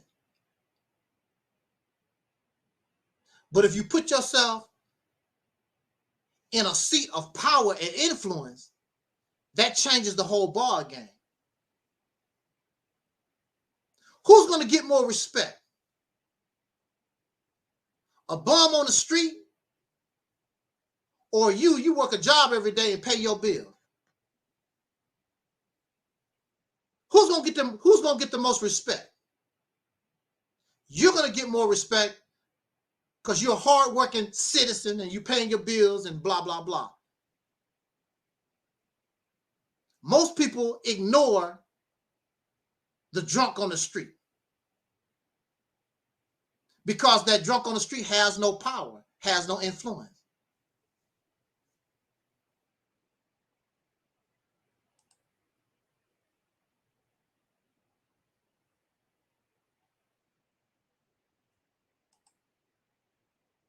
I don't know if Taalik want to say, if Taalik want to say a few words today, I could put the link in the chat room real quick before we get out of here.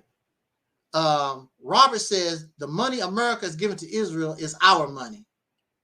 If it's your money, go take it then, Robert. What you waiting on?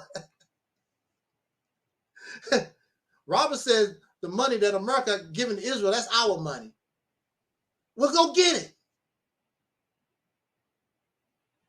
What you waiting on, Robert? For the return of the mother plane or something? What you waiting on? Go get it. You say it's our money, go get it. If it's our money, tell us to go get it. Go get it. Joe Biden said, come get it. Yeah, you come get it, Robert. Come get your money. You dealing with gangsters. You're dealing with gangsters. Let me put that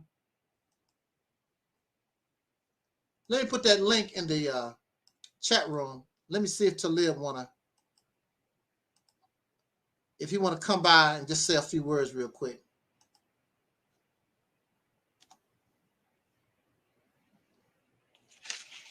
You can come by too, Robert. I just put the link in the chat room.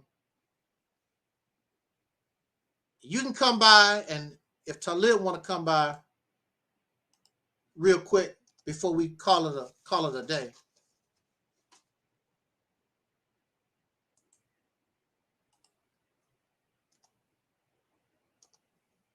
I mean, if it's your money, go get it. Robert's still asking these questions. Who built the economy? We know all this. Brother Robert, we know all this. If it's your money, go get it, bro. Go get it. Joe Biden and all those other suckers is waiting on you. Come get it. It's simple as that.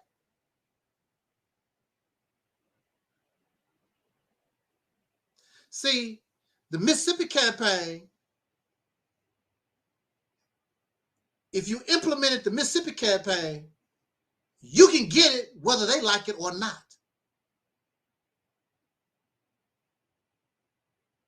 But you don't understand that. You want to be a beggar. Please, Massa, can I have a biscuit, Massa? You know I've been working real hard, Massa. I'm the one that picked that wheat, Massa. I'm the one who made that flour, Massa.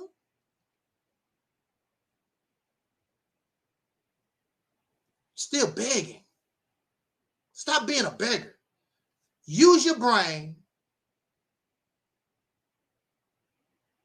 Use your brain and go get it, whether they like it or not. Be slick.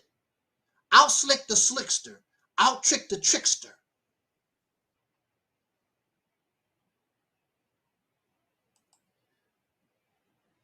Robert says we are wounded people. We have been through what no other people have been through. They don't care. Brother Robert, they don't care.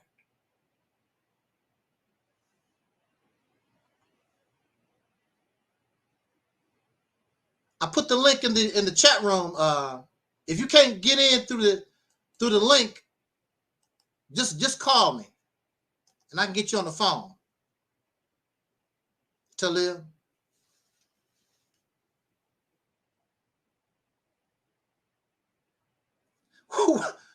Is that what they do in the Nation of Islam? Did they teach you to cry like that? I don't remember.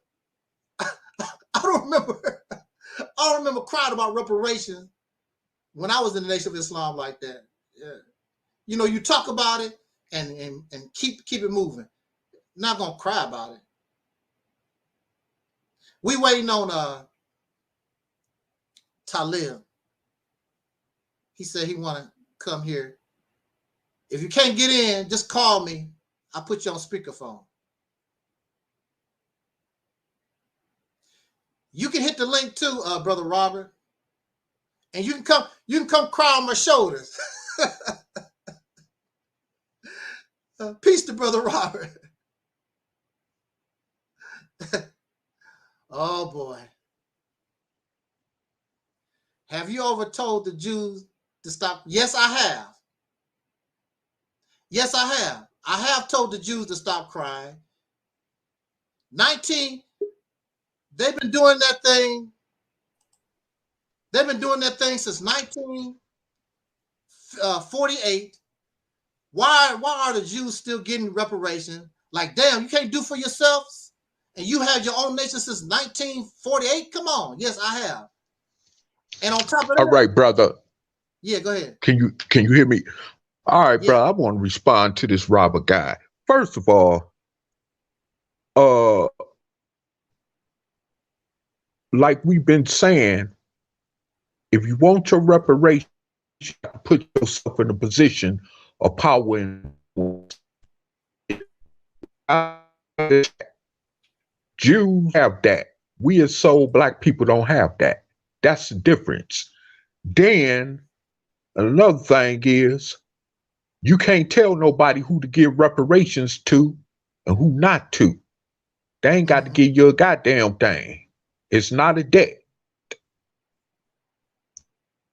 Another thing is that, furthermore, them Jews were Europeans also.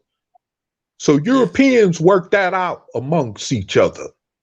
Look, okay, here we go. They told them Germans,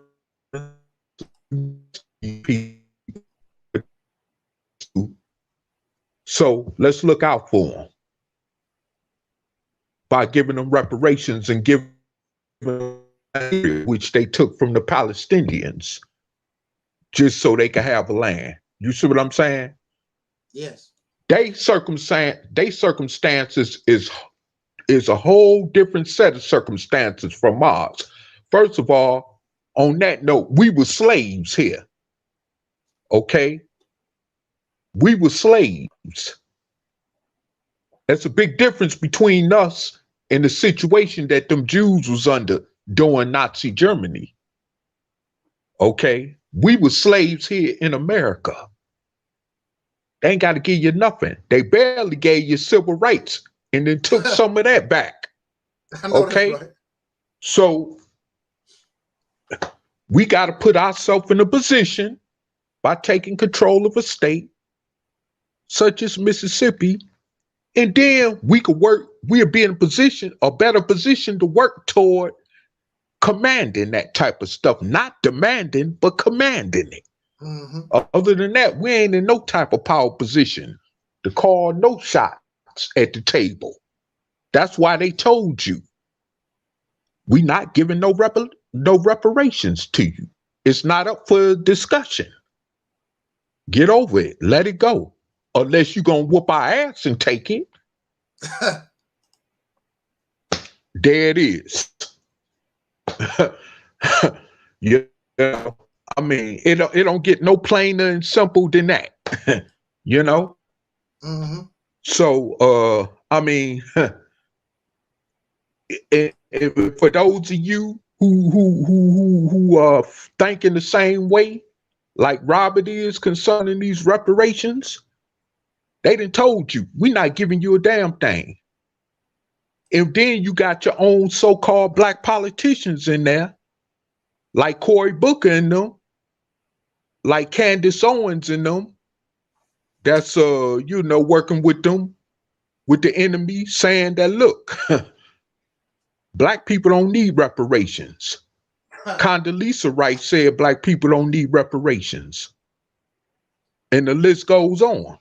So when you got people in political positions or certain positions that can help push for this, saying we don't need it, that even make it more harder. Exactly. So I mean, what are you talking about? Reparations? We need to be taking control of some of this land where we can put ourselves in a position to do a whole lot, even more than just trying to get some damn reparations. Okay, we got millions of drug addicts, and families that was destroyed by crack cocaine and drugs and alcohol. You know, that need more help, which is more important than some damn reparations, quiet as kept. Because if you give a bunch of Negroes millions or billions of dollars of reparations, that's gonna add on to the fuel of the fire of the crack cocaine and drug epidemic problem among us too, right? Like the brother said about buying Cadillacs, we'll be able to buy much as more crack as we can to kill ourselves with. You see what I'm saying? So, I mean, let's be realistic about this situation, brother. And stop playing these games. They not gonna give us reparations unless we put ourselves in a position to take them reparations, and we not in a position to do that at this moment of time. Then, hey, that conversation is like a broken record, which it's really been anyway, you know. But yes. I'm just, that's all I just want to add in closing, brother, since you know you ain't got much time. That's what I just want to add in, and we need to get our fairy tale way of thinking.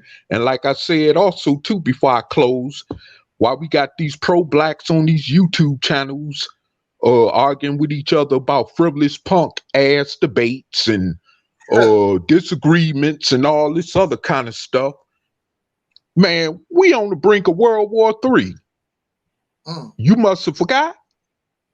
We on the brink of World War III. And if Ukraine can't keep Russia's full-fledged attack at bay like they trying to do right now, trust me, we could be in that space, and that's going to be a very dark place for everybody throughout the planet Earth. Are you going to be prepared for that, or you going to still be arguing about who won the debate and who didn't? Okay, I yield my mic. Well, I don't know if you can see. I put that back on the screen. Brother Robert says, Allah God said that we need reparations, and who knows better than God? Oh, okay then. Well, if that's the case, then why in the hell is we in the condition that we've been in for almost 500 years as a people then, since God know better? That's a simple reply back to that. Robert says, hold up. They can give us crack cocaine and drugs and not reparations, and you cool with that? You putting words in my mouth. I never said I was cool with them giving us no crack cocaine. I said that if they do give us reparations, many of us that's addicted to crack cocaine gonna keep giving it back to them through spending it on drugs and other unnecessary stuff. That's what I said. Now, as far as you know, of course they gonna give us crack cocaine because that's a part of the destruction, right? They ain't gonna give us no money, something that we can use to turn that destruction around, and most of us ain't got sense enough to do that with money. Yeah. Right.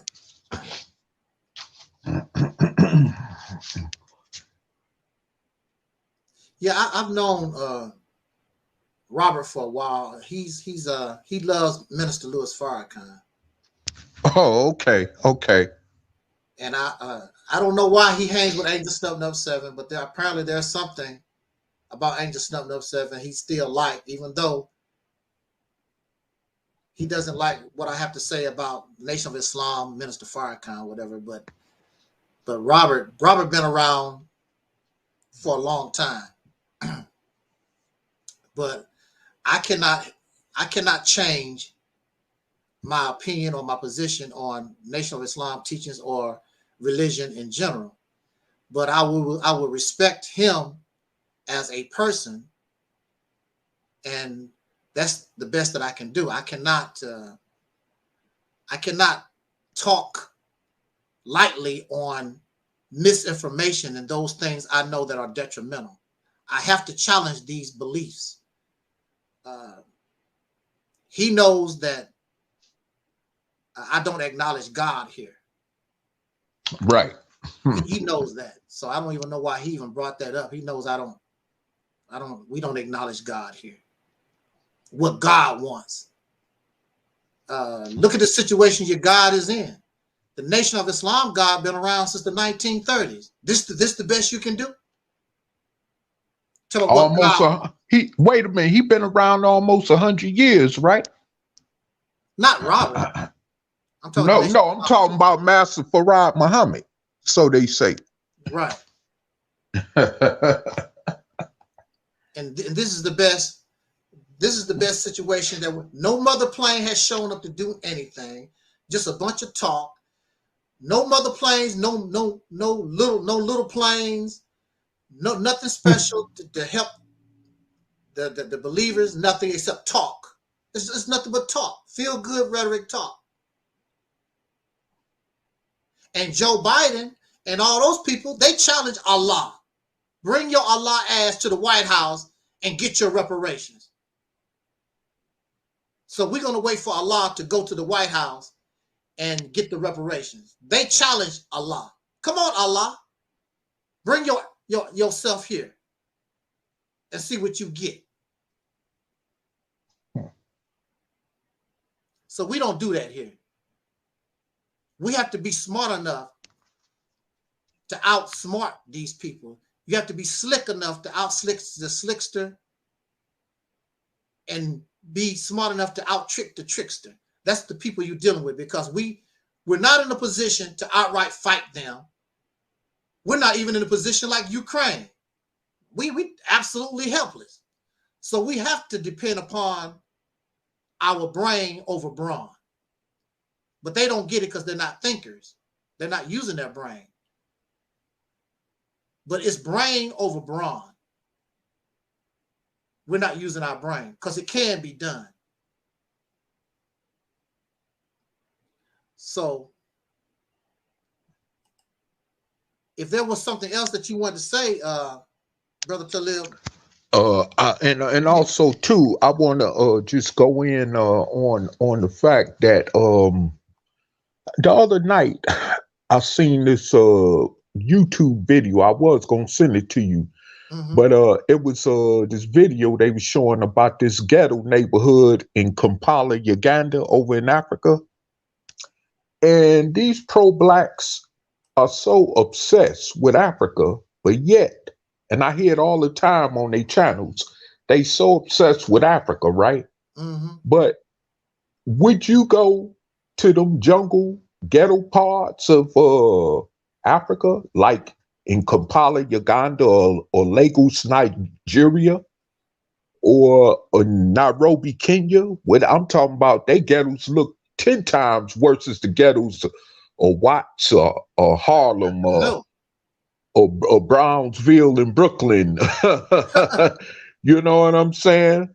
Or the 3rd Ward in Atlanta, you know, or the 9th Ward in New Orleans. You know what I'm saying? I mean, these ghettos in America ain't got nothing on them ghettos over there in Africa. or on the poverty look of them ghettos in Africa. But you so obsessed with Africa, well then how about why don't you go over there and join them brothers and sisters in the ghetto? But every time I look up, you got on your channels about they like the African diaspora channel, you got nice lavish hotels, they offering people to go travel to in South Africa and all that kind of stuff. No, go to Soweto, go to the black townships in South Africa where they really struggling. If you that obsessed with Africa, join your brothers and sisters over there in the real struggle they in, since you so obsessed with Africa. Because I'm gonna tell you, those people that got them hotels, them mansions, and them European westernized looking skyscrapers in those cities over there, don't even give a damn about they poor populations over there, okay? So you go over there and you join them, and that's part of the struggle. If you really are obsessed with Africa. Until then, don't nobody care to hear nothing about no damn Africa. And them people try, and matter of fact, they interviewed some of them people in the videos, and all they asked them was, when they asked them the question about what other countries they liked, they said they wanted to go to Canada, the United States, Germany, and etc. And I'm like, wait a minute. Every time I look up, these people still talking about they want to go other places. But you want to run your ass over there though, right? Man, be real. I mean, truly, be real about the situation. You ain't really about that life like you say you is. As far as being pro-Pan-African and all that. Because that's what all come with it too. The poverty over there, the starvation, the civil wars they having over there, the tribal wars they having over there, all that come with it. Yes. So I mean, you know, you got enough problem on your hands here in America, being dark skinned, than worrying about some damn Africa. Them people trying to come over here. Like I told you brother one time, this sister I know that go to the college at the school I go study at, told me a few years ago on the bus, we was on our way home from school, leaving school, headed toward the local downtown area. And me and her were having a conversation, and she said that she liked Nebraska more better than she liked Cameroon, West Africa, where she came from. Because it's more safer for her over here than it is over there. Whoa. That y'all didn't hear that. I'm talking to the Pan-Africans. Oh, y'all didn't hear that, right? Y'all got African talking about living in the United States or in a certain part of the United States where she feel most safe at than she feel over in Africa. But you want to run your butt over there to Africa, right? You want to lead other people to go over there and get gypped by them African con artists like them Nigerians, right? That's what I mean, come on. Man, y'all got y'all priorities mixed up with that, for real.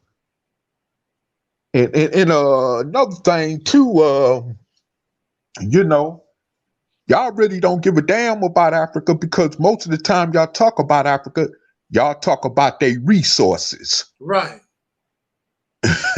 That's another thing. Y'all don't really care about them people over there. Because if you did, you would care about the poor people over there.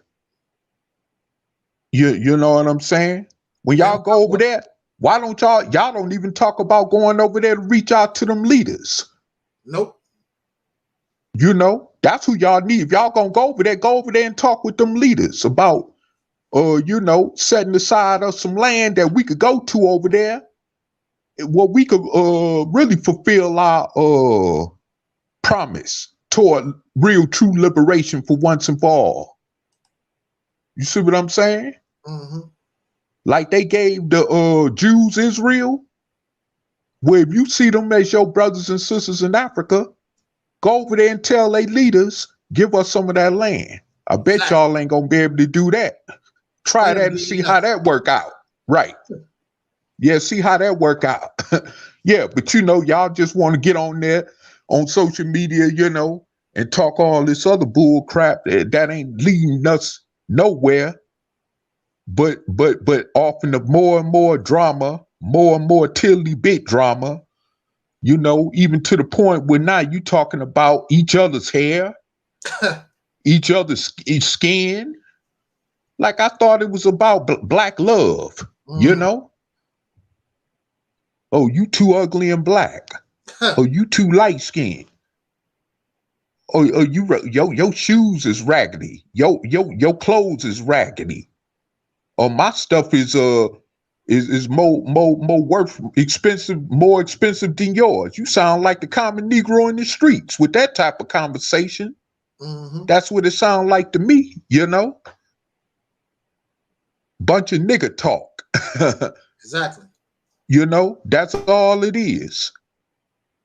And that's the reason why I don't entertain with that stuff on social media. I tried it a couple of times. We recently tried it. Yes. But of course, because of the different page we own, that just didn't work out. No. So I mean, but the thing is that I could I'm like this here. I could less care if we don't have no money. Long as we can get plenty of food to eat every day, enough clothes be put on our back, and housing and stuff, and where we could control some of this water, some of this oil, and this food that's grown, not this earth, pavement, you understand me? That's the only thing I'm concerned about. Because like they say, when if a nuclear war happens, your bitcoins, your silver, your gold, all that won't matter. None of that won't matter. Whatever other value which is considered currency, but you won't matter either. Because you can't eat that. That's right. Why that nuclear radiation poisoning the whole entire earth, including your food and water. Won't none of that other stuff matter. Because you can't eat that. You can't drink that. See? That's why the Asians is so successful economically. Because see, they think along them terms. You see a lot of them Asian immigrants over here, like them Chinese and Koreans. You don't see a bunch of them, maybe a few of them within the minority among them, but the majority of them, you don't see them buying those lavish clothes. Hell, they make them. You know what I'm saying? You don't see them buying them Jordans up and all that kind of stuff, because they know the true. They understand the true importance of economics. You know what I'm saying? And this is why we as black people don't have nothing. And like I even said in the chat, when somebody said, well, you're not a real man if you ain't a woman, if you ain't got reparations. First of all, let me say this. Like I said before, people like your black rich and famous people, like your Will Smiths that's getting caught up in the Oscars acting ignorant and stupid, and your Jada Pinkett Smiths, your Chris Rocks, you know what I'm saying? Your Floyd Mayweathers, your LeBron James, the Williams sisters that play tennis, and these other people, even Bill Cosby, Magic Johnson, Michael Jordan.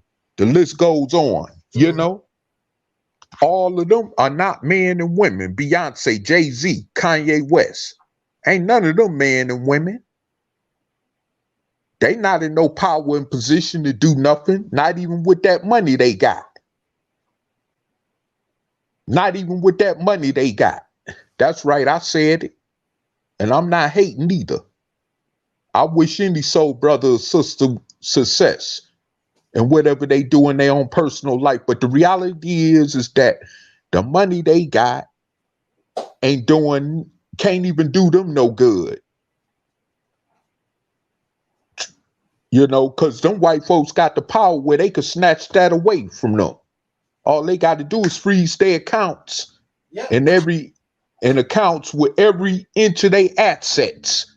What they gonna do? Scream, cry, scratch, fight about it? What they gonna do? Ask your ancestors that's still around when they was living back during the 1930s depression in this country, when them white folks froze their accounts and they couldn't go in the bank and get a dime out their own bank account. Ask them what they did. Not a damn thing, because they couldn't do nothing about it. So, I mean, you know, like I said before, you know, we not in a position to even protect the interests of the money that we got in the bank. Matter of fact, we don't even own the interest that's built on the money or that's grown off the money that we put in the bank. We don't even control or own the interests of that money. So how can the hell you have power for that comment you said about reparations? How can you have power when it comes to monetary reparations? And then, like I said, most of you ain't gonna do nothing but give it back to them anyway, because you ain't got sense enough to know what else to do with it. So, I mean, you know, it's all when you find like that to truth being spoken. I mean, you got to really, and this is not to talk down or browbeat you, but you got to understand what you're saying when you're trying to counter the truth. You got to understand what you're saying before you even say it. When you attempt to counter the truth that we speak on this platform, you got to, you know, you got to really come with something better than that. Because many people have tried even stuff better than what you just said. And at the end of the day, you know, they was left looking, you know, flawful. You know, they was looking crazy. You know, I mean, I mean, all that money that Farrakhan had running through his hand, billions and billions of dollars, especially from them donations during them Savior's Day, has that did anything to liberate us? With a couple of punk ass farms in Alabama and Georgia? I mean, come on. That ain't even enough to feed the whole membership of the Nation of Islam, let alone to feed 44 plus million indigenous Black Americans in this country. So, I mean, come on, let's be realistic about this whole situation. Them farms they got in the South can't even feed the whole entire organization membership of the Nation of Islam. So you know it can't feed 44 million Black people in this country, right? So what success has the Nation of Islam gained from all that money coming through Farrakhan's hands? Since this is the brother you say also that like Farrakhan, you know, what has all that money done to liberate us as a people? Every time I looked up, it was supposed to went through some damn 3-year economic plan. And then I remember one time when I was processing as a member in that organization under Farrakhan's Nation of Islam faction, I remember him telling people at a Sunday lecture he gave in Chicago that if anybody attempted to try to go in the coffers to take money out that they put in, that they was gonna kill them. Wait a minute. So what? Why would you even think people would even go in and try to take the money out the coffers when y'all got the money secured anyway? You see what I'm saying? See, that ain't nothing but a psychological tactic right there, which is simply called nothing but running the con game on people. And this is what Malcolm X saw at the end of his tenure in the Nation of Islam, which eventually got him assassinated once he started finding out the truth and putting the truth out there for what it is, even like it is now in the Nation of Islam, which is all they doing is just conning people out of money, like these other pseudo pro-black organizations is. And you ain't getting nothing back in return but a bunch of lip service and everyday Sunday church choir, because it ain't no different from the Christian church choirs they give every Sunday. It ain't no different. It's just up under, the only difference is that it's up under a crescent and a 5-pointer star emblem, but it's still a choir. You know, that's it. So like I said before, I mean, you know, we need to understand and wake up and smell the coffee for what it is and stop playing games. We are in a much more worse position than our ancestors was, and even than our ancestors was during the civil rights movement, because we ain't accomplished a damn thing in over 50-something years since the civil rights movement. So, I mean, you know, we need to stop playing.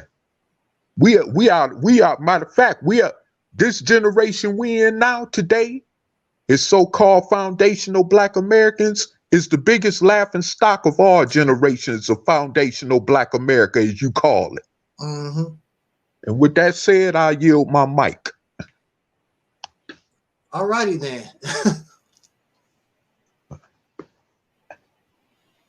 All right then. I just want to make this last point, which you brought up, before we get out of here, just to piggyback off what you said earlier about the African, these people obsessed with Africa thing. And we still got Brother Robert still talking about what God said. Okay. All right. Can you see the screen, Taalik? If you put it up there. Yeah, I see a picture. What is that? Okay. This is the picture. I forgot what country this is in. But this is a does that look like a human carcass? No, that's an African woman. She puts in her culture where she's at. Now, this is an African woman. In her culture, they put cow manure on the floor. Right. I don't know the reason why they do that, but that's how they live. They cover the floor with cow manure. Okay. This is one of their customs. Now, see, Africans do many different things. There are Africans who do this, and they do a whole lot of bizarre things. You know, to us it'd be bizarre because I know none of those Pan-Africans that I know of, they're not going to take no cow manure and put it on their floor and rub it down like she's doing it like no big deal. That's how they live. Right. Africans also have other customs. Matter of fact, some things had to be outlawed. And not to cut you off, ask what's his name? Robert, whatever his name is, ask him what God gonna do about that. About what? With that picture you just showed. Man, give me a break with that God BS. Go ahead, brother. Look, Africans eat termites. They eat antelope. They eat tarantulas. They eat a lot of different things we wouldn't even dare to even talk about some of those Africans don't like albino people. They don't like light-skinned people. They don't like light-skinned people. They view light skin as a curse. So if you're a light-skinned Negro, they wouldn't like you anyway because you're too light-skinned. They view light skin as a curse. Mm-hmm. Some of those African people believe, like when the HIV thing was rampant, they believe that you can have sex with an infant and that'll cure HIV. They believe that type of stuff. When those Pan-Africans talk, they talk about those Africans who have adapted European ways. That's who they talk about. They're not talking about all Africans. They talk about the Africans who basically live how we live here in the United States. That's who they're talking about. They're not talking about the Africans who really still live traditionally and whatever. They talk about the Africans who speak English. Most of them speak English, and also they talking about the ones that put that cow manure on the floor. They're not interested in nobody like that. Oh, okay. Okay. You know people like Bakari and Guye Nollywood. You know they wouldn't even go to her house. Right. They wouldn't even go to her house because we know what cow manure smell like. Right. So I mean, it's all bogus. The whole thing is just bogus. It's just some feel-good fantasy rhetoric stuff. And ask them Africans, why is majority of their countries led by languages? Top languages are European, like French, Portuguese, English, German, or even Spanish. Ask them that. Most of the leading languages in all those 54 some African countries on that continent is European dialect, straight up out of Europe. That's right. I was tripping off of that because I was watching one of those commercials, and the doctor, one of those African doctors, was talking about how they was treating the patients, and he sounded like he was French. Yeah. I'm like, what? He sounded like he's a French person. Come to find out, right? They said the majority of the countries, that's their national language is French. Right, or English, yeah. Or English. Mm-hmm. And some of them speak Spanish. Yep. Wow. Robert going off. Robert said, y'all think y'all know more than God. That's y'all problem. That would be y'all downfall. I'm glad to see Robert here. I don't know why he like to hang out with me. Robert already know how I am. He knows how I am. Right. So, brother, sir, Robert, why you big mad, bro?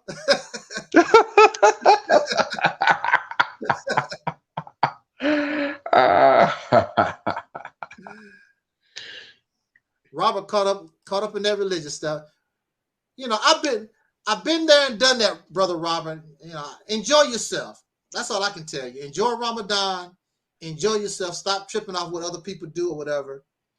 But religion is one of the number one things that divide us. Robert don't want to work with me, and a lot of Muslims don't want to work with me because I don't like Farrakhan. Yeah, but I like you though. What that have to do with your and my relationship? Because I don't like Farrakhan or I don't like God. What that have to do with anything? That's your business.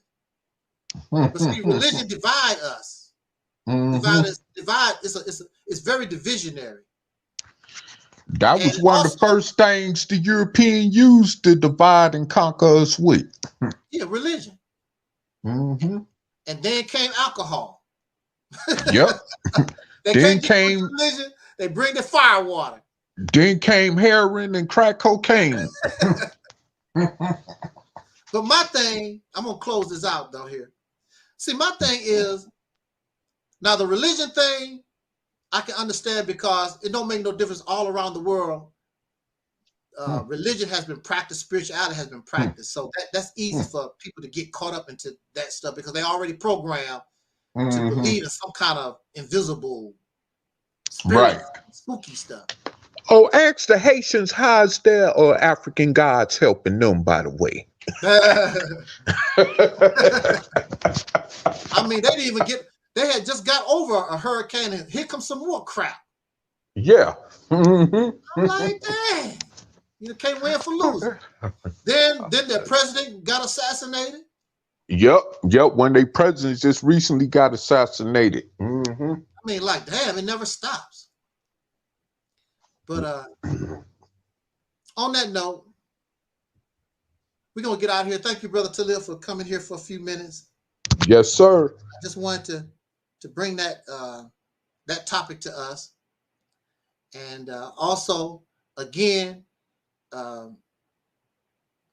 we want to dedicate this live to our brother, soul brother James, who is the father of the deacons, and this is the anniversary of his transition. So I want to acknowledge soul brother James, and of course acknowledge and show compassion and condolences to the brothers for the anniversary of the loss of their father, of whom they say I remind them of, because he talked the way I talk. So so apparently he must have been really, really cool. Talk the way we talk. And thank you, Brother Robert. You're always welcome to come here live. Hey, what's up there, Taalik? I tell everybody I said peace and I'm out of here. I talk to y'all on the flip. Peace. Right. Right, okay. And we are out of here. And we'll catch everybody on the flip.